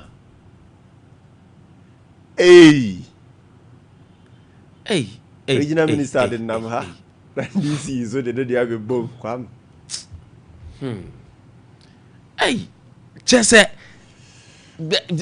why yes na anya dey where no defend this me say me say school ni you say bomba be defend it omo ma bontin be kase de oye na etan o na ka ye de no akwa chiri kama o ma be defend say de oye na eye kama pa na enye particular and at you get them to come and defend you get them to come and defend Kwame we dey abroso we dey ajinsam ajinsam asemu nifia ya mamon pasem mamon ko pasem ma ba ku ku sei mamon ko pasem ma mamon ko pasem ma o asemu nifia mamon ko pasem ma Kwame na asemu wi Kwame ba akoda se netia ana ho ne ye ousu anye we bawa twema wo bia jade be ye wa bawa Kwame ene ka ano be di hu ya mompa ese enye sa na sa pa di anka sa di anka Kwame sa o ene ka ba ku betogura mu okroma Kwame ma ye friso na emra tomato fo no so se Burkina Faso Kwame arano metna aka chew se dia kono ebedru baabi Ghana yentimi nkofa tomatoes ewo Burkina Faso biem meka de ntia abasa chew edo ko Burkina Faso e kire ukura Burkina Faso dua ntoso ho esa be ka cho say ntoso na Burkina Faso dua no Burkina Faso current president ya yedipa Tuari ba ye Kwame Tuari see facility tomato paste tomato puree and they need say the raw material never free about direct. They want to process it. Yes. Until say they will satisfy their factory. That is what. As I say, ya mind ya papa for our kwamua. That tomato so muntimin fa bia mumadu. I am catch us aside that no. What I am seeing in the future say Ghana entimin fa tomatoes and free Burkina Faso ma. And honorable Eric Opoku, who is Minister for Agriculture, they should think outside the box. Omo think outside the box. Na yam plane kwanya Kwame, ya ba fa so ye irrigation farm. Ye betimenya periodically ye benya ntos every honum. That ya expand it because yenimsa akuma dan say land no any other lands in the north a very good when it comes to vegetable plantation. And ya kasa nwin outside the box. Na yempe kwanya ye betima dua ntosu ni bebre than say ye be reliance on Burkina Faso because a time is coming up Ghana yet me enkrantos every Burkina Faso mekan wahaya say aside kwam kanfo no emre bi bedura ebeye ding pa da ga pena me Eric on about Ashanti region on a tomato mom call importing tomatoes eban na can nedin komo so currently they cannot go there and because of the letter that we have in the system no ebeye kakra entosu bo ebeye ding Ade Akye Abia ehuni because demand na eba be higher than supply and chunk of your tomatoes no every Burkina ba ana yaso ye taste no akwa Burkina obitimi kwa o se me pe Burkina fontos yes entina no me beka che o se ye vegetable growers no ni tichu ntosu fo no su se omo ye ntosa ye nto omu grow ntos na ye mefa mpo mane ma emefa because a man so kodom kofa what they are saying is say omu pe Burkina fontos ene kwa be dru baby no Nigeria as a country and make sure say so ye 30-star hotel kra obe no alata for mu na alata for mu no obundu anu Kwame so what di bida who say Ghana for mu no ye far better me na me kam kire wo Ghana form one a yedua wahana eya ayembuo no odru Nigeria amomo no said ye ni titie nie ya tiare ya perfume rice ya peden rice ya dia na wodi wom a yenso ho bebre no yemfa duru bia embo no ya se yempo alatafo ayo mu dia nam na ye ama se dia investing more yente kroma na alatafo be close o mbo de se omo pese nkofo de emo ne ade be wura ma bo mu se omo honum. That is how they started. Enti kwa okoda Nigeria hotel kese pa na Kwame o ka che o mu so perfume rise o be ka che go krom ne go dibi na ha de waba no de obedie nie ba ya de your preference ne amana ba ba ya de se anya Burkina Faso fom tosa Ghana ni mpe are ya Burkina Faso na nunsuo no ede. I told you edo ko nkura omudua esuntos edru baby Wudimaya ekwakoye documentary bi. I saw that documentary. Burkina Faso mu yom documentary how omu irrigate omu farms no me yi ni nyina wa ha kire wo eka che wo se Burkina Faso no aside say ho enye safe for Ghanaians because of terrorists no enye safe emaye no eno kwada nchen a time will come and the time is closer Ghana for yetimi kofanto subiem because Burkina Faso be ba ne say for now no exportation of tomatoes so Ghana cannot import it And then that is where we are getting to. And the next is the time our honorable Kopoku young ding more dear so we should take advantage of this. Young take advantage of what is happening. As idea MYO as I am ya ya de ahopopo da fe to Ghana toast that ye preach say yen todo omso be bonu nuro because demand na ba supply ni so scarcity is about to happen here. Yes. Se kakra no wona yero kwa ya no abode duro na abere go ubekam da ha colored na ha ye say but ye planning ye ana me kura na me ya ba mu no kura me hu ya me kan ye me kan days ago say months ago say yenhwe ye na hwe ye bedru ba bi no yenya ntoso free Burkina. So what was the ministry doing? Yes, yes, Ministry of Agric. Ya kofa nyama free ba bi na dia begu nkran. Ministry say ye meto. Ah, body. Ya kofa body na dia begu nkran say ye meto. Akoto. Oh yes, honorable akoto. Ya kofa ba begu say ye meto. Yen tese betanta bedwe wa mentiase. Arabo Kopoku be kan book bra I love him. Or be kan book aka theories. But it's enough when it comes to theories, you know. Arabo Kopoku wa being but the theory is enough. Theory no ya doso. Yen reality eh. Na no de om call lanchi wo techi my way.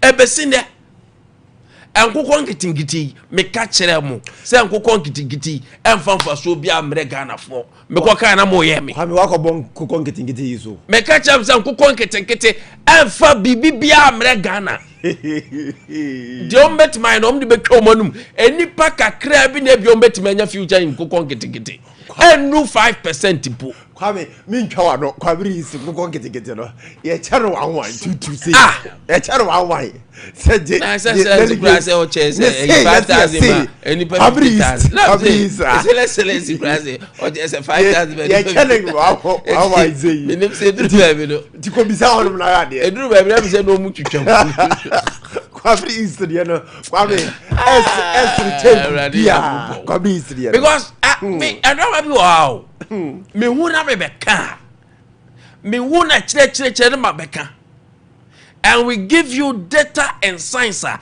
bucket here can yenye enkofo journalist o mbe kasa gidi gedede do mu so ko be ka jam sa kokwa ketekete fa so bi amaso e dia wo property bi aye invest e na sa time mame Boniface prisons o shade bi ase for prisoners no ana be ka se ka kokwa ketekete no yenye prison farms ye momu prisoners no prisoners na ye form near do makoye private individual work na sika ne yentimi account for na da bia ban na o se o increase o mu daily sika ye de momu a sa prisoners ye momu do afo instance ye form akodon ko fofom ye form akodon concrete amankofo na ka sa poultry ne prisoners hwe so prison farms akoko kitikiti na kia per facility prison farms ombedi diwa ama yenya bi because planting for food and jobs are ba ko efeli ye no yes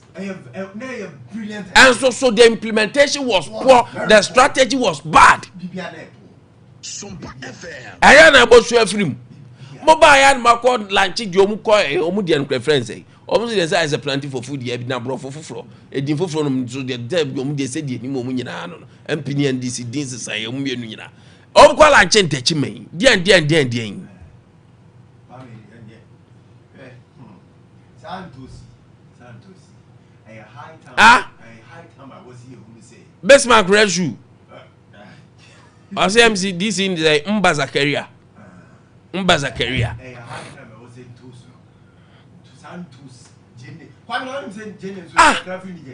oh yes na mo dia na mokra Kwame and I make sure of vegetables you cra free outside Ghana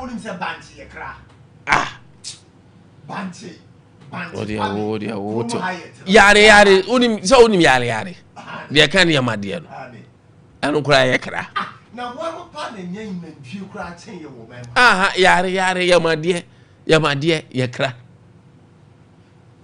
what is wrong with yamade akwoje awache a na wagibia na akwoje ayi okwoje we ya na Kwame enema ni nyina nso a ye okwoje tizeta me tizet ni yamade yes eno kura ye kra come on Kwame Kwame he omemu anema ye credit free abontin nyina de bo omemu ha no ye betumi produce no ha almost everything Kwame what dey catch me ade ba ko a ye credit bo omemu ha ye kase produce wo ha ye ntumi produce bese na me ye no ma ye kra me catch wo say ye wa anwia wo ha anwia no eno ye de ye ceramics ye de ye plate ene ye kra bottles nso hwe anwia papa ye kuruma ha enkofo be fa anwia no kodum akwa ye wienum de abre ye mu ade ye I told you tomatoes ye kra aburo ye kra beans ye kra emo ye wo local rice Kwame wo de hwe sa rice ya fiber na ewo mu no wudi atumi se wodi aduane pa ye kra banchi ye kra banchi bayre ye di bi free hey la ilaha illallah enti pa se na nyame asi aboye na yenko a de se Ghana fo ya dwene na wo yetirimu ane se da bia ye de yenkonko tade a ye ne ye betumi aye no ye betumi aye ne ye nso aye ye papa yenia free asasi mu na se ye kase ye di a esan ye papa cha abonten so de no yempe na de bia ya dwene ne se yenko kramfiri abonten yenko famfiri abonten na ye di nro di akeka no nro di ahye no a udi a obeyare no minima adwenko a ewo Ghana fo yetirim a bibia ye pese ye kra mi wa sa ne ba nyina so a ye kra de ba ye hanom nso a ye yusu a ye di no Kwame no kwasem ne se ye di wi a akira sem ewo ho yade edi akire ohawo ne amane edi akire a obesa akọ hospital akọ pe ho eduro ne ayaresa ne ayarehwe ewo honom but here we are as a country tani mani nyina nyankopon de asase yiri ache yen ya Kwame ehefa na obefa pa wudi bibi beto efom Ghana ha MVF even ya kwan kura kotal ya asfalt no kura no Kwame se bibi to so tokro kitu ebi nya koto ba bi kura na ade wutumi se yiri afifi afiri honom ade no fifi ya wutumi hu se yes asase ne ye papa asase no ye papa na so na hwe ba bia ba bedu planting for food and jobs Kwame wo boss so see very very very nice idea good policy na de bia me kan me nya body mpena me raho na so hwe ba bia kwa koduru ti planting for food you pan you invest time you invest your resources you invest energy into start planting for food and jobs yi ehun a Kwame nke be kwa kranto sa free baby nke be kwa kraje ne dia free baby ana ye kase ye no na ye de na ye se be plant de ne was specific enema bi a ne ye ba be plant ana sesen asefim ya ye say ye man ya ye timu pa yankasa ye di ye ho abro yankasa ye di ye ho bone yankasa ye hye ye ho anie ya ne yankasa o na we Kwame when they can say you was shit whole country man akoya ni tiri ho se mafin Trump na Trump de man finance ni tiri ho se de mafin so the mafin the free abemu ba abenkwan mafin Kwame nimpa na Kwame da so de wan mafin unti o de hwe say de wa boss sisi ya sa mafin nkwan hwe de e betumi de ayama ho ye ho wo memu ha hwe sa de wo boss sisi ya yo say we yeah Allahu akbar subhanallah. All right. Mama chia I can say immigration officer Felicia your friend no Felicia Tra Owusu one ne mama Salome Owusu a anan almost o mo hwe yan opai mommy a very good morning to you. I can say wa down for Tiki August no poku bu adi na ya Tiki also okosunya ne West constituency youth organizer Tiki anopai a good morning we show the very best disappointed disapproved then Youth organizer. Boydmore West. And rejected. Disappointed, disapproved, rejected youth organizer. But this time serious. With some of these things I thought to be say, as of my year, bit my. But you better now, not your Najiaguasa. Oh, but birthdays kakra, my main trade, I'm in fact here for tomatoes. I mean, I wrote some. 0548931931 0551931931 I want for that the holidays in the power. 0548931931. Ebi send the holidays pictures. Ebi said, "Hey, holidays pictures." I for Ghana for holiday. Ghana for holiday. What free Thursday? And no more that's enjoy. Friday will be enjoy. Saturday will be enjoy. Sunday will be and Monday. 4 good days. Tuesday more be am complaining. Selling that tifie. Jacqueline. Mom be am complaining. Excuse me. Leave na ni woman na. Yes, mom for excuse be am. Yeah, excuse me. Excuse me. Wa. So mo be batch na no. No mo desika. Aye. Mo de client. No ayibia. Hey, birthdays ni do so. Mama menya birthdays no. Mama menya birthdays no. Kavo new releases mo mi anko. Na member na so ano no. Okay, happy birthday to Martha Dapa Lodis. We a police officer, our police headquarters, Accra. Enjoy your amazing moment and may the Lord bless you abundantly. From your sister, Safwa Comfort. So, officer, happy birthday, Martha. We wish you the very best. May you enjoy this season. And so, Maminya, course, hello, good morning. Good morning. But you did baby free. Oh, now also the holiday biana. I try know the birthday bia. Oh, the holiday biana. Oh, okay. Wait here I don't pay.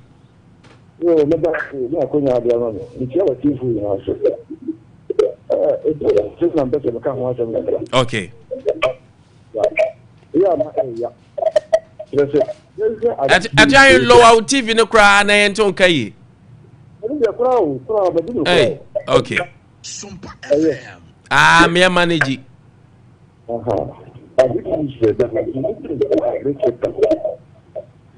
the time mo ya.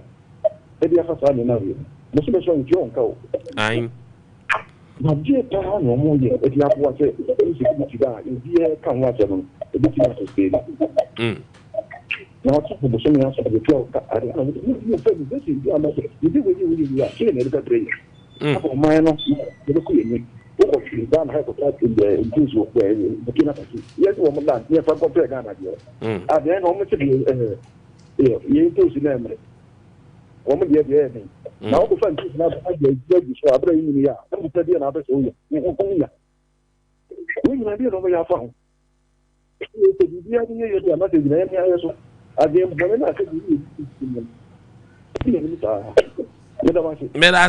hello, good morning.